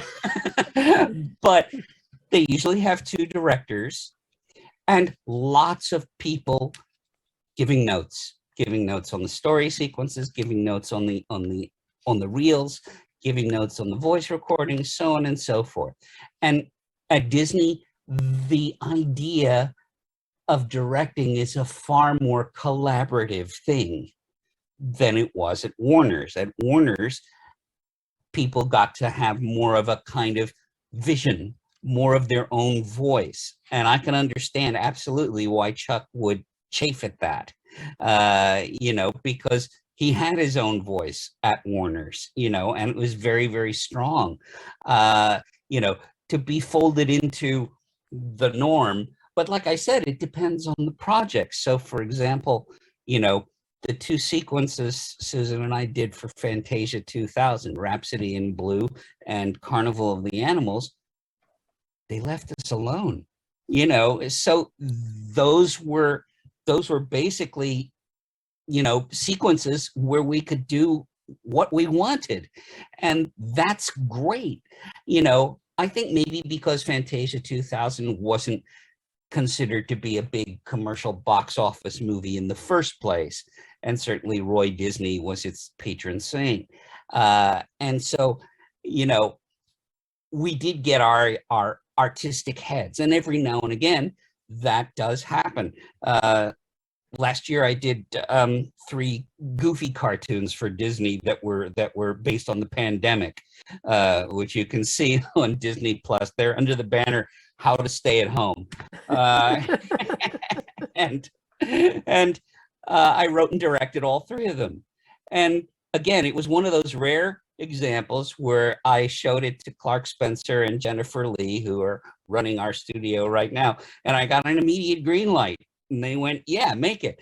A few notes along the way, but generally got to make it the way I saw it. And, you know, so it depends on the project. You know, sometimes when it's a huge endeavor that takes, you know, 800 people, yeah, there's going to be a lot of people, you know, weighing in on it. Yeah. Jim Pentecost, our producer on Pocahontas, used to say, oh, we haven't gotten our notes from the Pope yet. But, I think we have the other Eric on. We have the other Eric on? Hi, Eric. Hi, Eric. I'm gonna be saying goodbye. I will say hello to Mr. Bowser, the other Eric. Well, what a transition. I mean, and listen, I'm not putting you on the spot, but if you wanted to introduce Eric Bauza in whatever, however you want to do it, I totally let you do that. You're putting me on the spot here. Eric Bauza is a very, very talented fellow whom I don't know personally, although my daughter Jenny knows him. And he is a great voice artist, and he is currently the voice of most of the current Looney Tunes characters. And it is my pleasure to introduce Eric Bauza.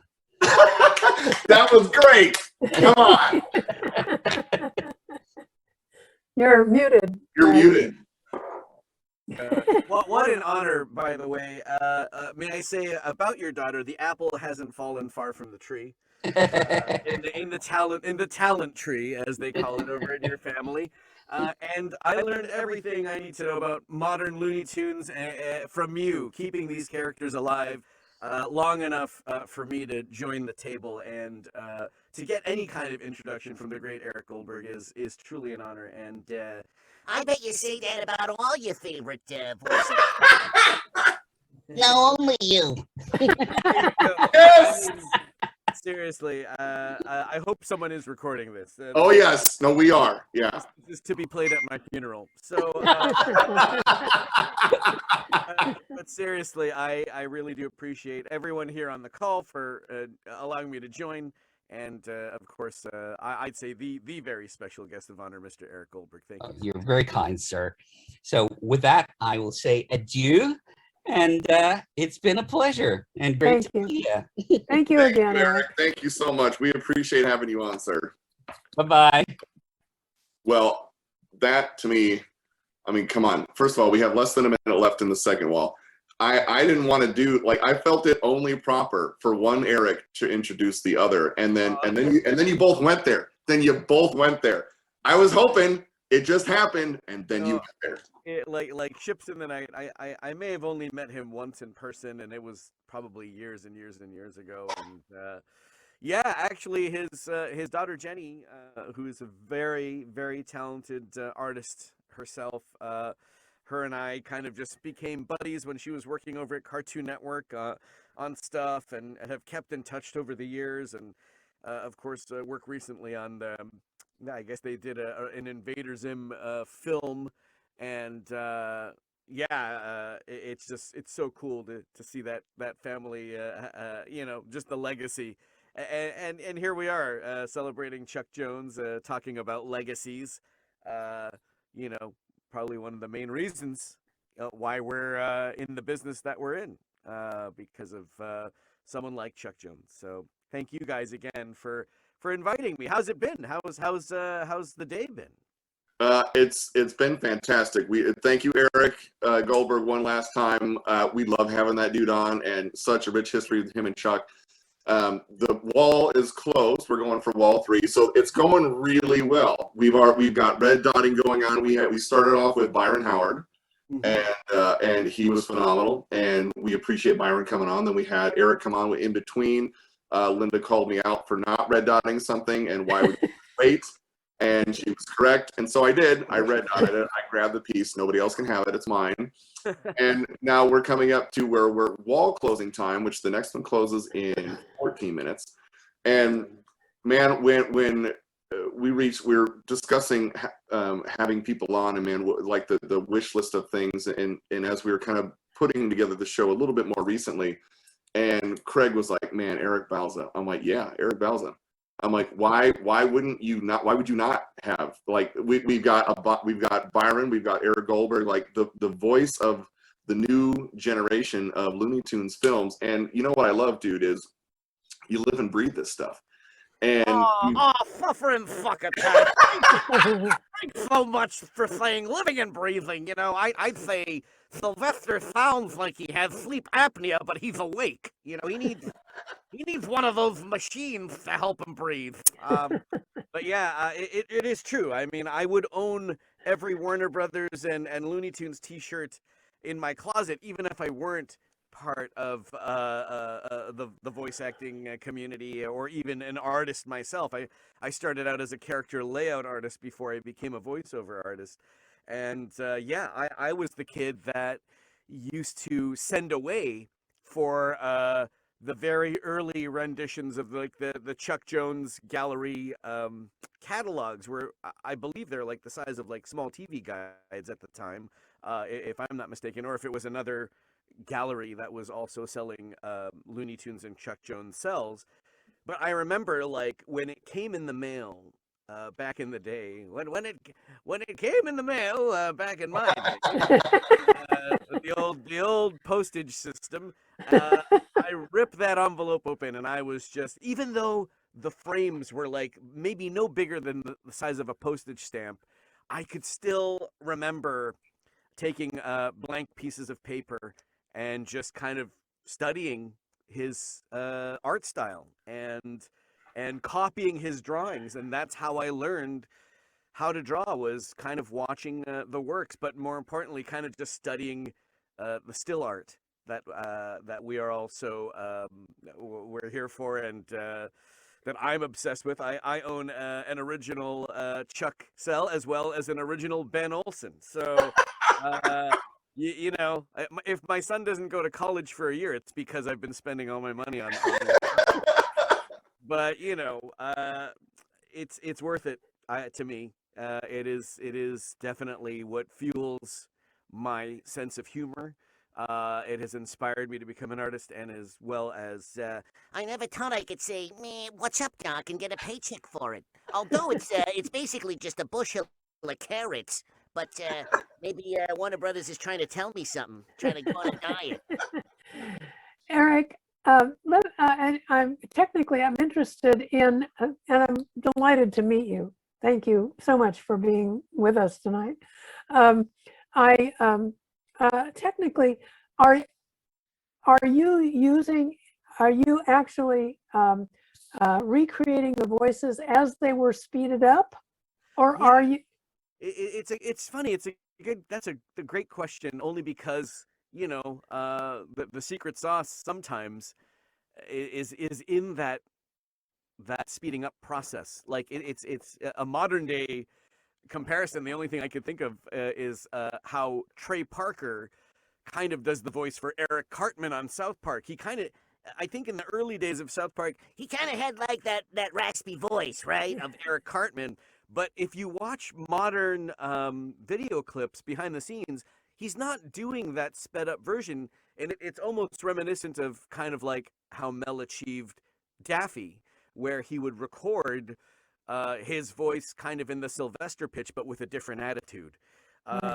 However, I kind of, when I do Daffy, I basically do a self pitch. For whatever reason, it sounds in my ear, and Tweety as well. Ooh, I thought I top tad. Yeah. You know, I could probably, I think the most muscles that I have in my body are in my neck, not in my abs, none of my biceps where they should be. But for doing Tweety for at least the last 4 years, I could do myself a favor and not pitch it. But for whatever reason, when I'm in the booth and I'm in the scene and I'm in character, I can't help it. I had to do like a really high pitch for him. and I still tell them to pitch it anyways, to give it that because when you listen to Tweety, it almost sounds inhuman, right? It sounds like it sounds like a real bird, to be honest. Imagine like that's what I would imagine a bird sounds like, anyways, in real life. But yeah, I do like a self pitch.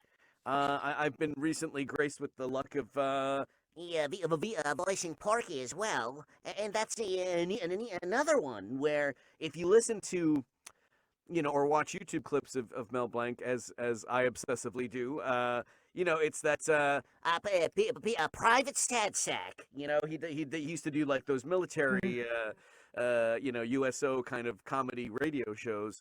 And but he was always kind of doing like his own pitch, and whatever it was in his natural timbre, Mel Blanc, that still translated to the speeding up process, and it just gives it that extra grit, because there are some high pitch, high level voices that Mel Blanc did. But even when you do Bugs, There's still that weird underlying bassiness to his voice. I imagine from the smoking the cigarettes, and that was just the lifestyle back then. But yeah, it's such a unique.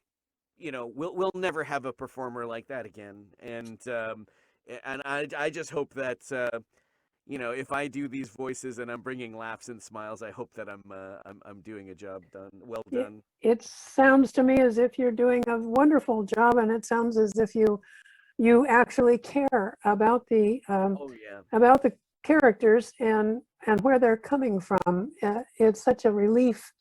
In our history, there have been some people who didn't, and we're very grateful that you're willing to do that. Again, it's like, I know I'm the seventh or maybe sixth or seventh to carry the mantle for Bugs, and I hope that I know I won't be the last, and I hope that I'm not going to be daffy with it. I'm not going to be mine. I want to share that wealth. I know I'm not the only person that grew up watching Looney Tunes. So anytime I meet someone new that has like the same passion as me, I'm like, yeah, reach for the stars, because I tried, and I never thought in a million years, like I said, that I would be here in that. I think we need the same question, Ben. Yeah. What is it? When did you decide that you wanted to be? Well, I have an intro to that question. All right. So if you're not following Balzilla on Instagram, you should, because it is, and it's, man, does that dude load it up with Looney Tunes. And there's also great little interview clips, and he's very generous with his time and joining other shows and podcasts and stuff like that. And I watch them. I check out your stories. I watch the thing, and you've got some amazing stuff in there. And there was one recently this last week, I think, that posted, and it was about you getting into how did you do this. And the comment was high school. Yes, absolutely. So I don't know if that's the start of it, but I will say, like, somebody gave you a microphone and that voice that comes over on the announcements, and you take it from there. Yeah, I was.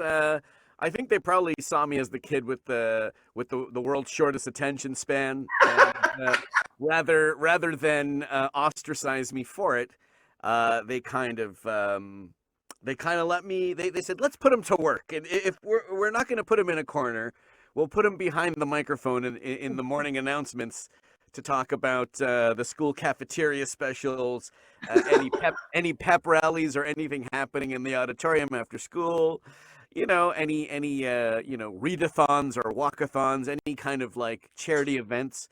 And that's kind of where I started. And, it was doing impressions of, Homer Simpson from The Simpsons. Marge, in the cafeteria, they got meatloaf.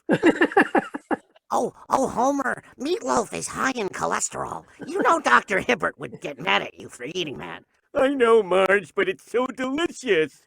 And then I would do like Beavis and Butthead, like, hey Beavis, the gymnasium sucks. I hate working out. Yeah, yeah, yeah, yeah. Well, let's talk about nachos. Yeah. And of course the modern Warner Brothers cartoons, like, hello nurse, and I've got to go potty emergency. Yeah. So I would do just don't tell Jess Harnell and Rob Paulson. They were my heroes, and I get to work with these people now. It's kind of crazy to think about it. And and Looney Tunes, of course, was always there. Was always there, and it was definitely, I was a kid of the '90s, so I grew up watching the shorts in syndication with the Bugs Bunny and Tweety show. Yep, But, you and me both. right. But the other thing, and I have over at your sister studio, the Clampett Studios, I got to talk to Ruth, and they actually had a box of these animation cells from the Hair Jordan and Aerospace Jordan commercials. That, if you remember, that's pretty much 1992, 1994. Those are the Nike commercials with Bugs Bunny and Michael Jordan. And that's kind of what inspired Space Jam. But I got my hands on some of those, and that kind of was another modern version of Looney Tunes that kind of inspired me. And there was just something magical about even those commercials that still harken back and took a nod to Marvin the Martian, which is, another one of my favorites, Earth creature. Isn't that lovely? Yeah. So, man, they're like, we could do this forever. We could, and we grew up in the same time period. We love the same stuff. We're just even texting each other back and forth. A couple months ago, like, I just moved to Florida, and I was packing all my stuff up, and you're texting me pictures of like original stuff that you got, and I'm like, and here's what, like, I got a Chuck here, I got a Chuck there, I got a Chuck there, I got an over here, and nerding out over all these things, and then getting to actually play in the space when you were growing up.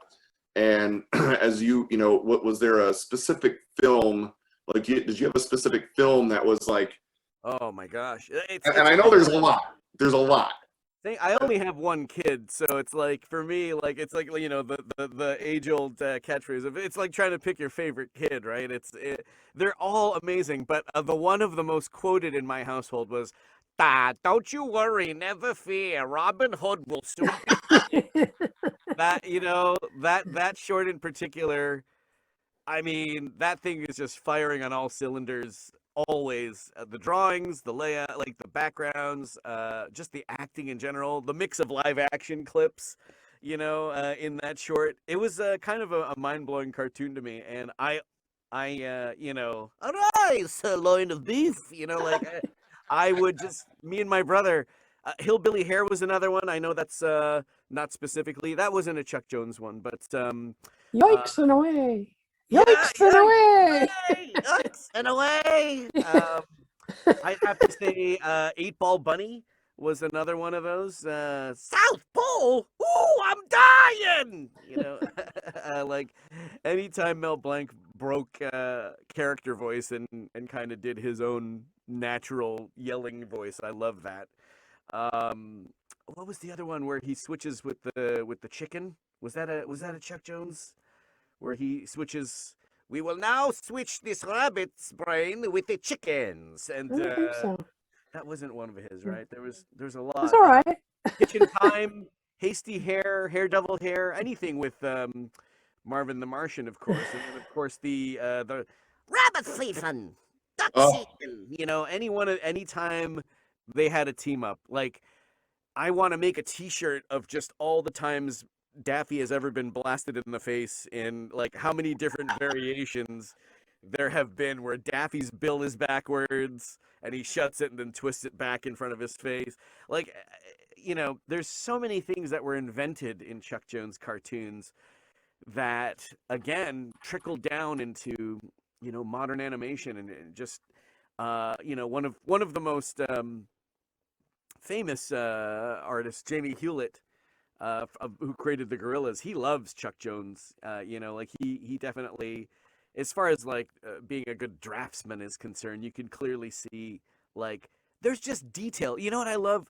Anytime Bugs Bunny was wearing like a suit, anytime Bugs Bunny had a chance to wear a derby and a suit with a bow tie, you know, the way Chuck drew clothes, even, you know, there was definitely a sense of like fashion there and style that no other director and no other artist brought to these characters like Chuck did.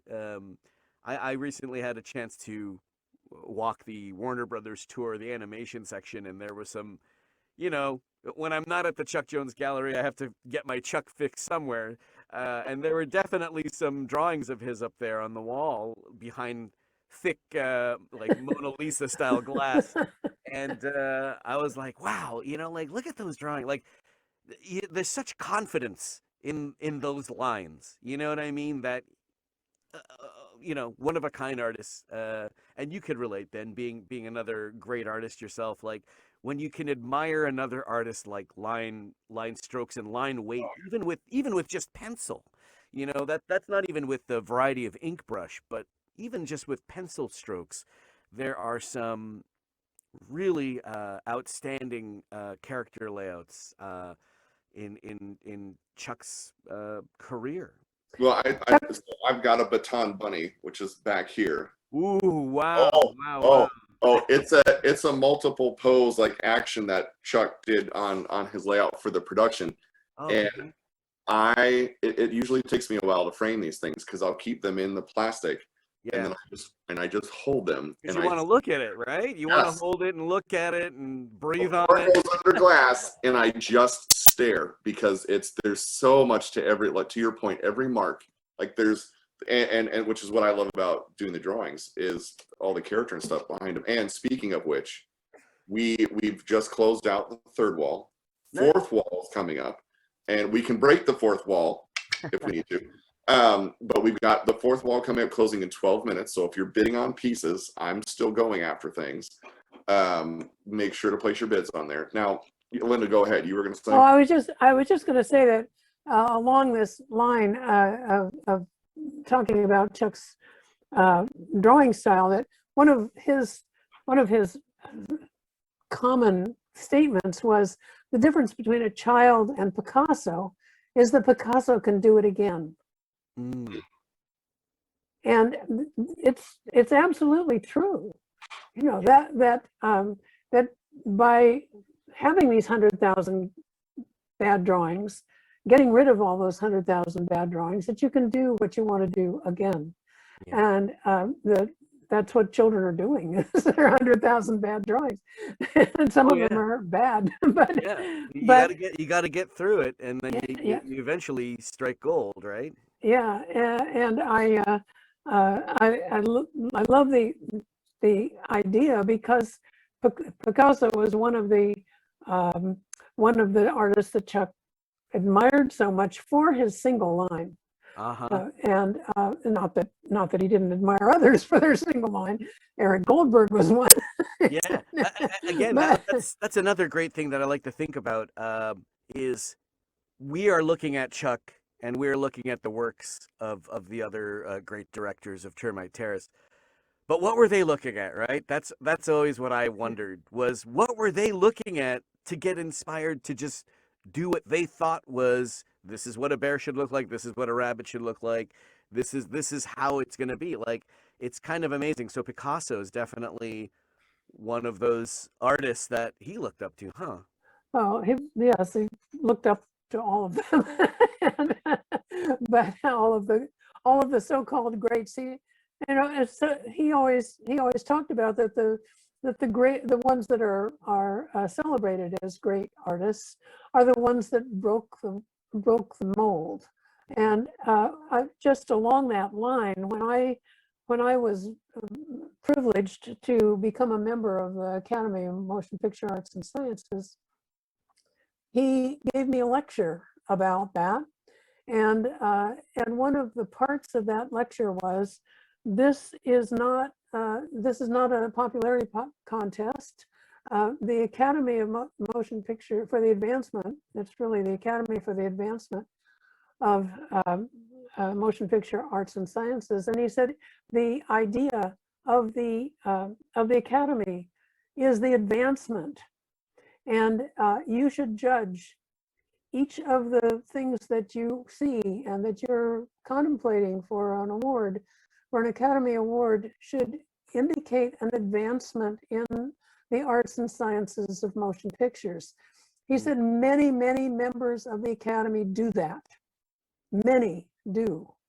A lot of people don't believe that, but I do believe it. And I think sometimes the popular films are not considered because they don't show an advancement of filmmaking or the arts and sciences. And that's what many of people, and I am one of them, who believe that Chuck did that. Like Ben was saying about and you were saying about things that Chuck did that were innovative and as a director. And many people say his timing was the primary thing that Chuck brought to being a director of a motion picture, whether it was animated or not. And I agree with that. We're speaking of timing. When Craig and I did that, so Eric, you'll appreciate this. It's been a long time dream of mine since I was little to, get into the animation building, especially when the hat building came along, and go through and do the tour. Well, we ended up getting a tour thanks to the Sleeper Sisters and being very generous in giving us a tour. And we're walking the whole thing, and they're introducing Craig, and it's like, this is Chuck's grandson. And I kid you not, people who especially the ones that have been there for a while, were like, what? Let me tell you what Chuck's influence is on me. Not even prompted, just let me explain to you what your grandfather's influence is. And one specifically, and I want to say he was the head of story at the time, and this, Linda, goes right into your comment of timing. And and Eric, especially with what you're doing in voice acting, and that bringing that, the timing to certain things and cues as you're reading through. And Chuck's timing, I kid you not, this guy was just like, I teach this. I teach it now still. He's still teaching people timing to films because you don't do it better than that. And that's the gold standard. Boom, still. And that was only a few years back, and it's still going on today. So that is a testament right there to, to Linda, to your comment on the things that Chuck did and how that's influenced even still. And that was, as you know, Eric, that was his approach to directing voice actors, with both Mel and June and the others who contributed to the voices in the 30s, 40s, and 50s, was to sit with them and do the back and forth. I mean, it was usually two. Most of his cartoons were conversation between two people, and he would read one character, and Mel would read or June would read the other, and then he would change characters, and he would do the scene with the actor, and it was imperative to him that the timing be right. It wasn't something that the voice actor, he often had the voice actor share their opinion. Yeah. But mostly it was his direction. Yeah, there's definitely a track that's available out there now, and I'm looking for more. I love hearing the behind the scenes anytime they have a reel or anything, because I know there's obviously no video. There were no phones in the sound booths back then, or no cameras. I love hearing the tracks where it's raw, and you hear the What's Opera Doc track where you hear Mel and Arthur Q. Bryant talking to Chuck in the sound booth and on the other end behind the glass, and there's a lot of so much refined detail in even just one word. They were going back and forth about how to say bye, when Bugs had to say it. Right. And you hear Mel going, would it be bye, bye, bye? And then you hear Chuck go, bye. And then Mel just went, bye. And that was the one that was used in the short. You know, it's just it's amazing, even down to like the last syllable of any word. There is still some intent there, and purpose in every letter, every word of probably all of Chuck's. Vision, yeah. Absolutely. And I think that's what makes a director. That is what makes any director of a film able to do it in the first place. Without a vision, You're lost. and it's I always think about this too, as far as performance. Like there's like a language there. It's like they invented like just you can only hear it the way they say it. You know what I mean? Like it's like a language. It's like watching like Three Stooges for the first time, listening to like Larry, Moe, and Curly talk. Like they have their own language, or like even like modern instances where it's like Jim Carrey or Mike Myers, where it's like there's like a lexicon or like a king of catchphrases.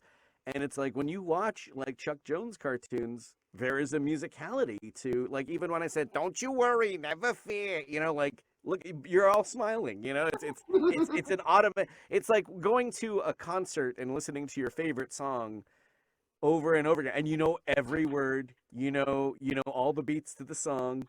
And that's again another testament to these films that have, Bugs is 81 years old. There you go. And I'm going to be 85 in a few couple weeks. Oh, well, happy birthday! Happy birthday! Yeah, thank you. I'll But be sure to send you a carrot cake. one of the most peculiar things about a good voice actor of animated characters is hearing that voice come out of your face, out of your body, because it is such a weird thing to have to know Marvin talks like this. Yes. And then you talk like this. Oh, he was my favorite. Like of all the characters in all the shorts that like, and all the characters again that only had a very short run in the original run. Like there's not many Marvin cartoons compared to Daffy's and Porky's and Bugs cartoons. There's only like literally a handful. But he is like one of the most, if not the most, iconic Looney Tunes character. Anytime I talk to someone about Looney Tunes, they go, "Oh, what about the guy with the helmet with the brush on it?" I'm like, Marvin the Martian. That's their favorite. And I'll tell you something, Linda. Nothing gets me faster through U.S. Customs than the Looney Tunes voices. when they see my Canadian passport coming back from Canada, and they see that I'm going back to the United States, they get to my work visa certificate in my passport, and they go, "Oh, what's your purpose here in the United States?" And I go, "Well, I do voices for cartoons." And then like this 50-year-old U.S. Customs agent just becomes a 9-year-old kid again. And they go, do it. Yeah, they go, "Which ones?" And I go, "Well, pick anyone on this shirt." And they're like, "No way." I'm like, "That's right, Doc. Yep." Let's not forget about Daffy Duck here, okay? The real star of these shorts. Mister, this program has been brought to you by the Eagles and Laundry. Eagle have dirty mitts. Yeah, like I'll just crack into one of those, and they're like, they just real quick. We've got 1 minute left on the fourth wall. All right, I'm gonna let you. All right, now keep going. So you're doing the voices. You're coming out. You're getting through customs. Oh yeah, so that's it. And I'm here, and I'm talking to you guys. That's how I got through. Through Looney Tunes. Well, I am so thrilled that the characters are living in you. That truly, it is such a joy to hear them from you. And as I say, it's not everybody has been able to do it, and it brings tears to my eyes. Oh shucks. Well, and you know what? Don't cry. I got a facial tissue for you. Thank you. I'm going to double down on Linda's comment, and especially, like I said, if you're not following Balzilla on Instagram @Balzilla, and what I love about you, man, is you live and breathe it. right? Yeah. This is a lifestyle. It's not an occupation, right? It's a lifestyle. And your passion and love for these characters and growing, and what it all imbues and comes out. And you are so generous with your, like, I watch the interview stuff. I watch the clips that you post in, I check out some of the show stuff, and you're so generous with just because you love it, and then you do it. And like, it's stuff that, like, Chuck's influence, you know, and all the stuff that lives in you, and you just pour. We've talked about this now with Eric Goldberg and with Byron Howard, and it is not a closed fist mentality, it is an open hand. And you are one of those quality people that just has that open hand to it, and it just comes out, and because you love it so much. And it's part of the reason why, you know, why I love watching you interacting, chit-chatting. You're just a cool guy who loves this stuff. Well, for me, again, it's the final word will always be back to the creators of it, and, you know, Mel Blanc, Chuck Jones, and the rest. It's like that. This was their contribution to storytelling and filmmaking and animation and cartoons, and they probably didn't even think for a minute that what they were doing would, you know, they were just making fun shorts, right? That were supposed to be shown in the movie houses and make people laugh. But look at where we are now. You know, looking back, it's amazing, and to even be considered to be part of, you know, even this conversation with you, all here watching now, it's truly an honor, and you know, it will always be about the work that they did, because I'll never be able to do that. But it, again, has given me so much joy in my life, aside from a roof over my head, that I will always be a custodian for these characters and a reminder of the people that brought them to us. Because if it weren't for them, you know, I'd be in plumbing school. Well, we thank you, and you're so right about they're not realizing. Of course, it's very difficult. It's almost impossible for people of your generations to conceive of the idea that these cartoons are only seen once. Yeah. That there was no television, there was no internet, there was no smartphone, there was no recording. The people did not see these cartoons more than once unless they went to the same movie twice. Right. And they didn't show them again. It wasn't until television came in that, and the only reason, the main reason they were shown on television in the Saturday morning slot was because they were the right ratio for the square screen. Yep. And movies and a lot of other things were being cinemascoped, and the old cartoons were still square, and that was the reason. It wasn't because they were so wonderful, it was because they were square. Amazing. It's so crazy to think about that. But during the 30s, 40s, and 50s, nobody saw anything twice. It wasn't done. The only time that I, as a child, saw cartoons after, well, I didn't see them the first time at all because I wasn't allowed to go to movies, but except Westerns. But they did get old cartoons and put them together on Saturday afternoons and charged a dime for us to go in there for 4 hours and watch cartoons one after the other, and sometimes burn up. But I mean, we didn't burn up, the film sometimes burned up.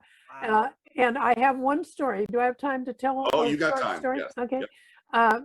That Eric will perhaps like to hear. I often went by myself, and there were no concessions, thank God.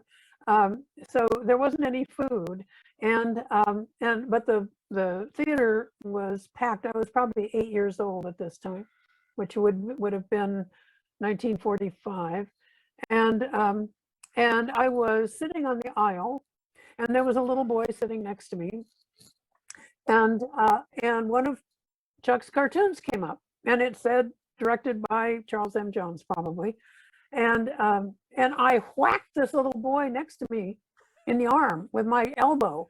And I said, "That's my daddy." And he turned to me in disdain and said, "My father is Clark Gable." Oh my gosh. Oh my gosh. And of course, I believed him. I thought a rivalry was born. Chuck Jones estate versus the Clark Gable estate. No, I was mortified that I had hit this little boy. Later, I found out that his father couldn't have been Clark Gable because of his age and things. But I'm going to say that from now on to people. It's like, my father is Clark Gable. And I want to see the reaction that I get from But I think I was traumatized. I never, ever told anybody in a stranger again, until I... That's amazing, Will. busy. I mean, thank God for your dad. Thank God for you, and thank you for sharing that funny Thank story. you. Well, again, it's so difficult to imagine how ephemeral the cartoons were. The reason they made so many of them was because they only went out, they went around the country, and they were gone. And it's to study them the way all of you and all of us have been able to do was not available to people in those days. And I could not imagine seeing Robin Hood Daffy once, and that's it. Like You'd no, have to see that like 10 times. right?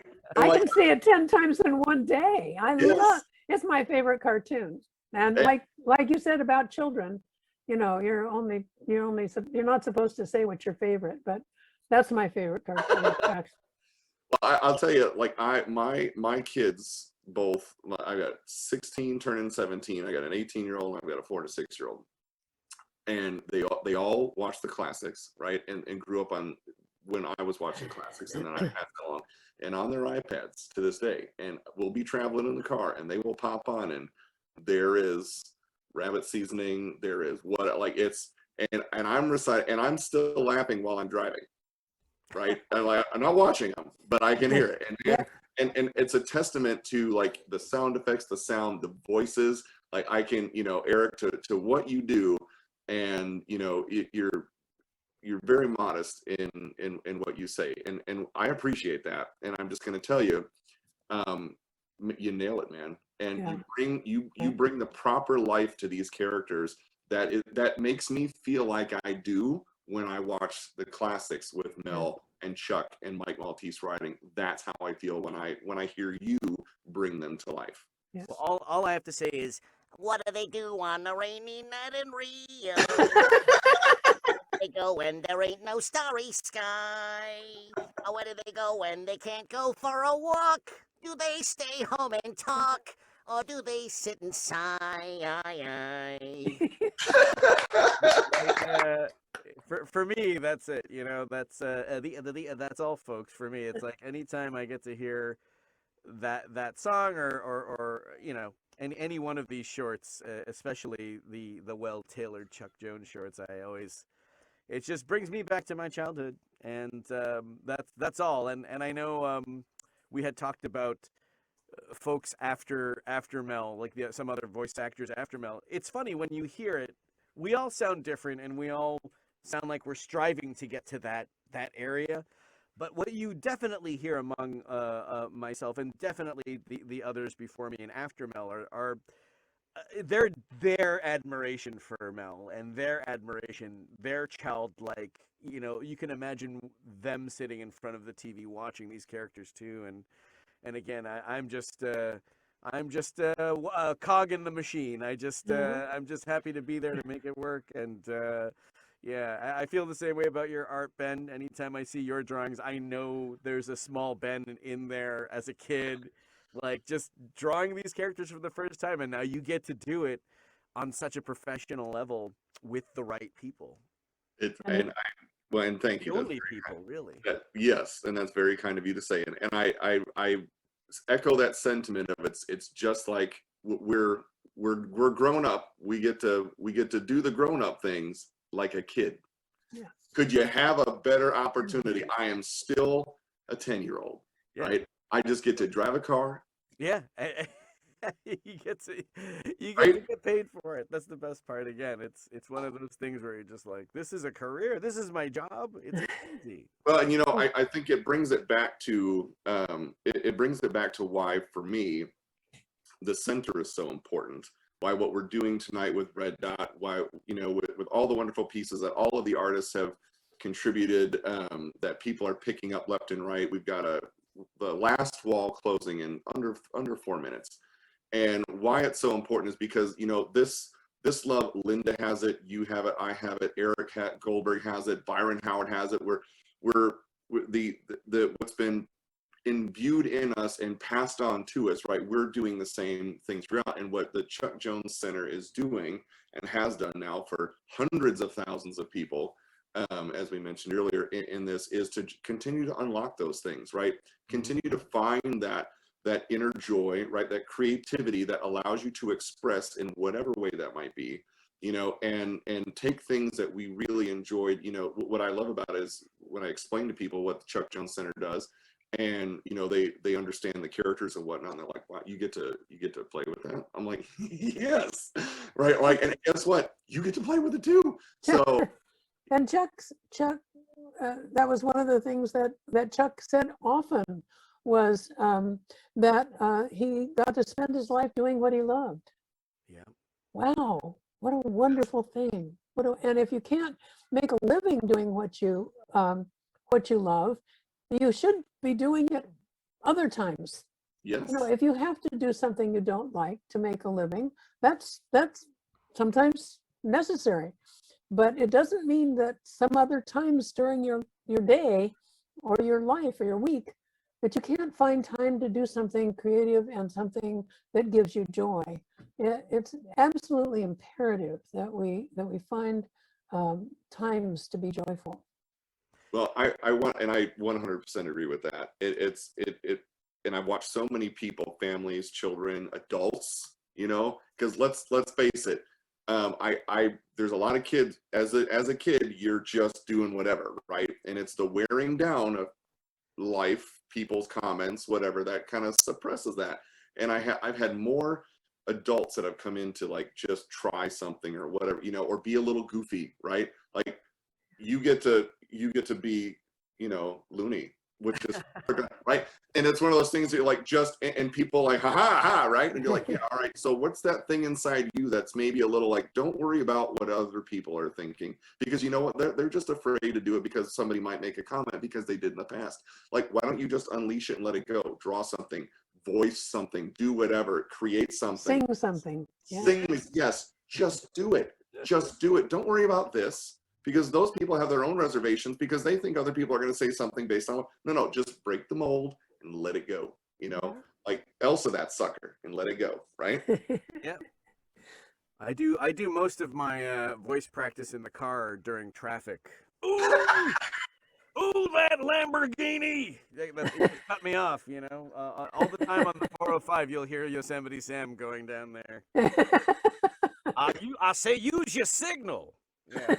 Do you ever, and real quick, because we got less than a minute for the last wall to close, do you ever, like when you're doing that in the car and you have windows down, do people ever do one of it's usually at the drive-thru when I'm ordering In-N-Out burger. I'll have one combo 2 animal style, please. And put some grilled carrots on it if you can, Doc.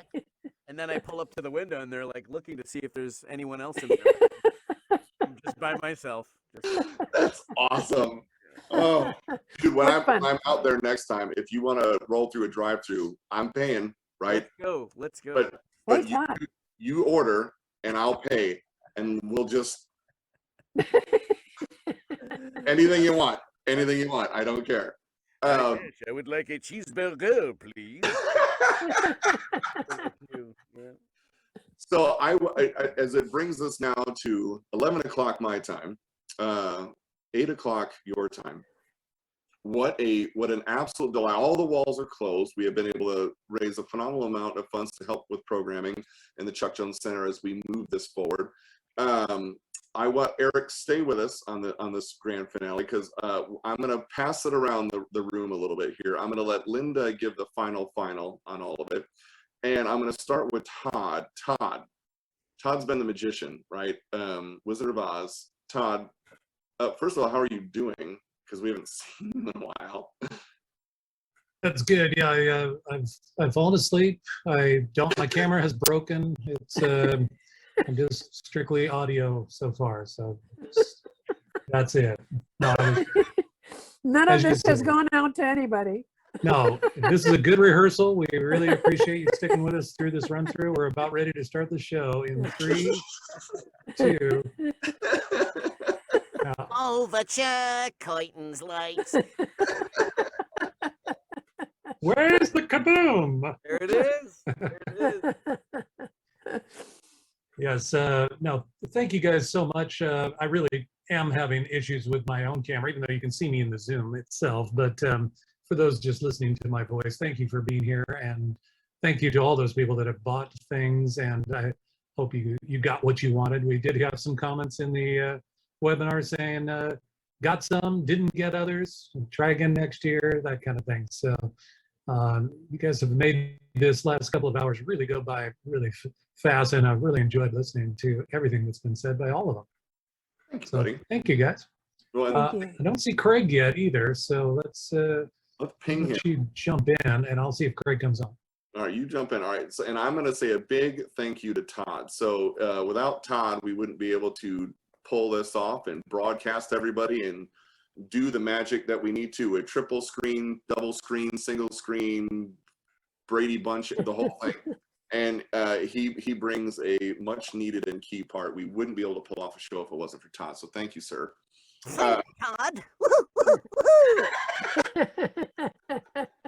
It's like, hold on, I need to record that for my voicemail. And then we'll see if Craig comes on. Eric, I'm gonna gush on you for a minute as we round this out. I know I've said this already in the show, but man, you're just a solid dude, right?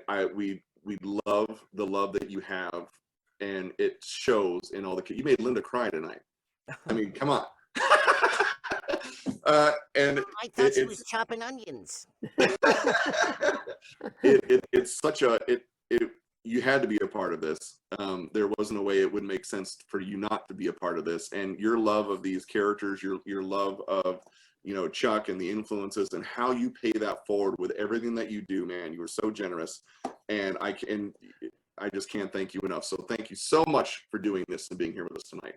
Again, I was looking forward to it when I saw the initial invitation, and I wouldn't have missed it for the world. And hey, we're going back to San Diego Comic-Con this year, and I know the gallery has moved from one of its last locations, but that was always the highlight of my San Diego Comic-Con trip, as I like to call it, the company Christmas party, because everyone gets blackout drunk in San Diego for Comic-Con. But I always made it a mission for the last several years, and I can't even count on my hands. I would always go to the Jones Gallery to pick up a piece every time I went. I would drive to San Diego, and one of the missions was to go to the Chuck Jones Gallery, say hi to Carol, and then grab something, a goodie, anything, and say if I was lucky, say hi to Willie Ito if he was there. Yes. Talking. You know how many steak dinners at the smokehouse I owe him by now? Like every time I see him, I always tell him I'm gonna take you to the smokehouse, and I sure hope that happens one day.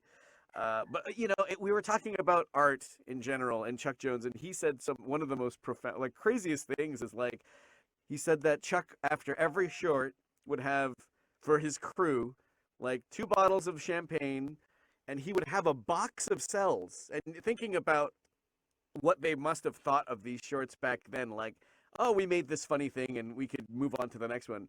He said he would throw the cells on the ground, and they would all, like, in celebration, take turns sliding across the floor on them because they said the work was done. And I when Willie said that, I gasped. I was like, the amount of artwork, like, because again, they were just like young and like, flying by the seat of their pants. Can you imagine like the cells that they must have had? They were just used as a The slip and slippy slide. slide. Yeah, as a slip and slide. Because Willie said by the end of the parties, there would be streaks of gray, orange, and black on the floor because of all the paint from Daffy Bugs. But of course, thank goodness, there's so much still left in the vault. But what a time to be alive back then! Like all the stories that I'd hear from Willie being on Chuck's crew and wishing and hoping that one day someone makes a movie out of this. You know, Yes. I would love to. Actually, yeah, I was talking to this documentary company in Toronto about, if I had a dream project, I want to make like a termite terrace, like show, like a docu-series about termite terrace and the goings on, like the behind all the shorts. Like pick a short, you could make like a whole like story about how that short came to be, and with Linda here and all the recollections and past Chuck Jones interviews. How awesome would that be to make a modern scope of termite terrace? I would love to see something like that. Yes. Yeah, I don't know. Who So would be cast to play Chuck? That would be an amazing thing to do. Auditions yeah, for Chuck. it'd be like a good. I don't think Linda would say no to that. Yeah. We So- have said no to that. Never mind. Sorry. Reconsider, Linda, please. I just feel like people need to know. People need a modern reminder. And again, this has definitely been a joy to sit here and chat with you guys, and especially with you, Linda. I hope that we get to hang out one day. Oh, I hope so too. Thank you. Yeah, it would be lots of fun. And Come on down to Orange County. It's twice as far to come down here as it is for us to come up there. Yeah, I learned that when I was working at Warner Brothers, that everybody said, "Oh, why don't you just come on up here because it's shorter." give Disneyland a run for its money. Warner Brothers to Orange County. I was 48 miles up there and 100 miles down here. I just never could figure that out. It's amazing. Well, again, thank you. And you're welcome. For me, that's all, folks. There it is. Thank you, sir. Well, thank you, Eric. And, I'm going to say my little 10 seconds here, and then I'm going to give it to Linda to close out. And Linda, I never knew Chuck personally. You can tell by his family how things pass on, and you are just one of the sweetest, most wonderful people that I've ever met and that I've ever had the pleasure of meeting, which is why I feel so honored just to be allowed to play in the world that you guys do and help this cause of creativity. And Chuck, who influenced me, and I count it one of my great honors just to have met you once and then to have gotten to know you since. And for Craig, the same thing. It's been an absolute, it continues to, not it has been, that sounds like we're done. It continues to be an absolute joy and pleasure. And, everything that you've done for the cause of creativity, everything that you've done to further this is a legacy that is going to live on long time. So with that note, thank you again for a wonderful Red Dot 12. Thank you for playing with me on this. And this is, I swear, when we started, I'm like, man, this is going to fly. And not only did it fly, but good night was there. Byron Howard, Eric Goldberg, and Eric Balza. We couldn't have had a better slate. So thank you so much for doing this. What would you like to imbue to the audience as we sign off tonight? Oh, well, what's on my mind is another one of Chuck's favorite admonitions was that every worthwhile endeavor should be 90% work and 10% love, and only the love should show. And I believe that this Red Dot 12 has been an example of that because of the many people who have given their time, talent, treasure to it, and have made it into an event that I hope people believe was all love, because it was. And that takes a lot of work. and that's and that is what individuals do too. And that's what you're doing, Eric. It's 90% work and 10% love, and only the love shows. And that's what made me cry. And you too, Ben. You have 90, maybe 98% work and 2% love, but only the love shows. And I can't thank, and of course Craig and Karen and so all the crew in every part of Chuck Jones Center for Creativity, who have made this night and the continuing opportunity for people to find their creativity. Mike Smith, who made this wonderful film that's going to be up on the center website soon. And of course, my beloved #1 son, Todd, who has been with us. Well, he's been with me for his whole life. I'm so glad that he has been part of my life. I love him so dearly, and Craig too. And I sign off with the hope that everyone will continue to support and continue to be involved with the center, because I think we may not reach 7 billion, but let's go for 6 anyway. Yes, there you go. Wonderful. Well, thank you, Linda. Thank you, everyone. Thank you, teaching artists. Thank you, artists who submitted pieces tonight. Yeah. What an absolutely wonderful event. And we look forward to seeing you at Red Dot 13. Good night, everybody.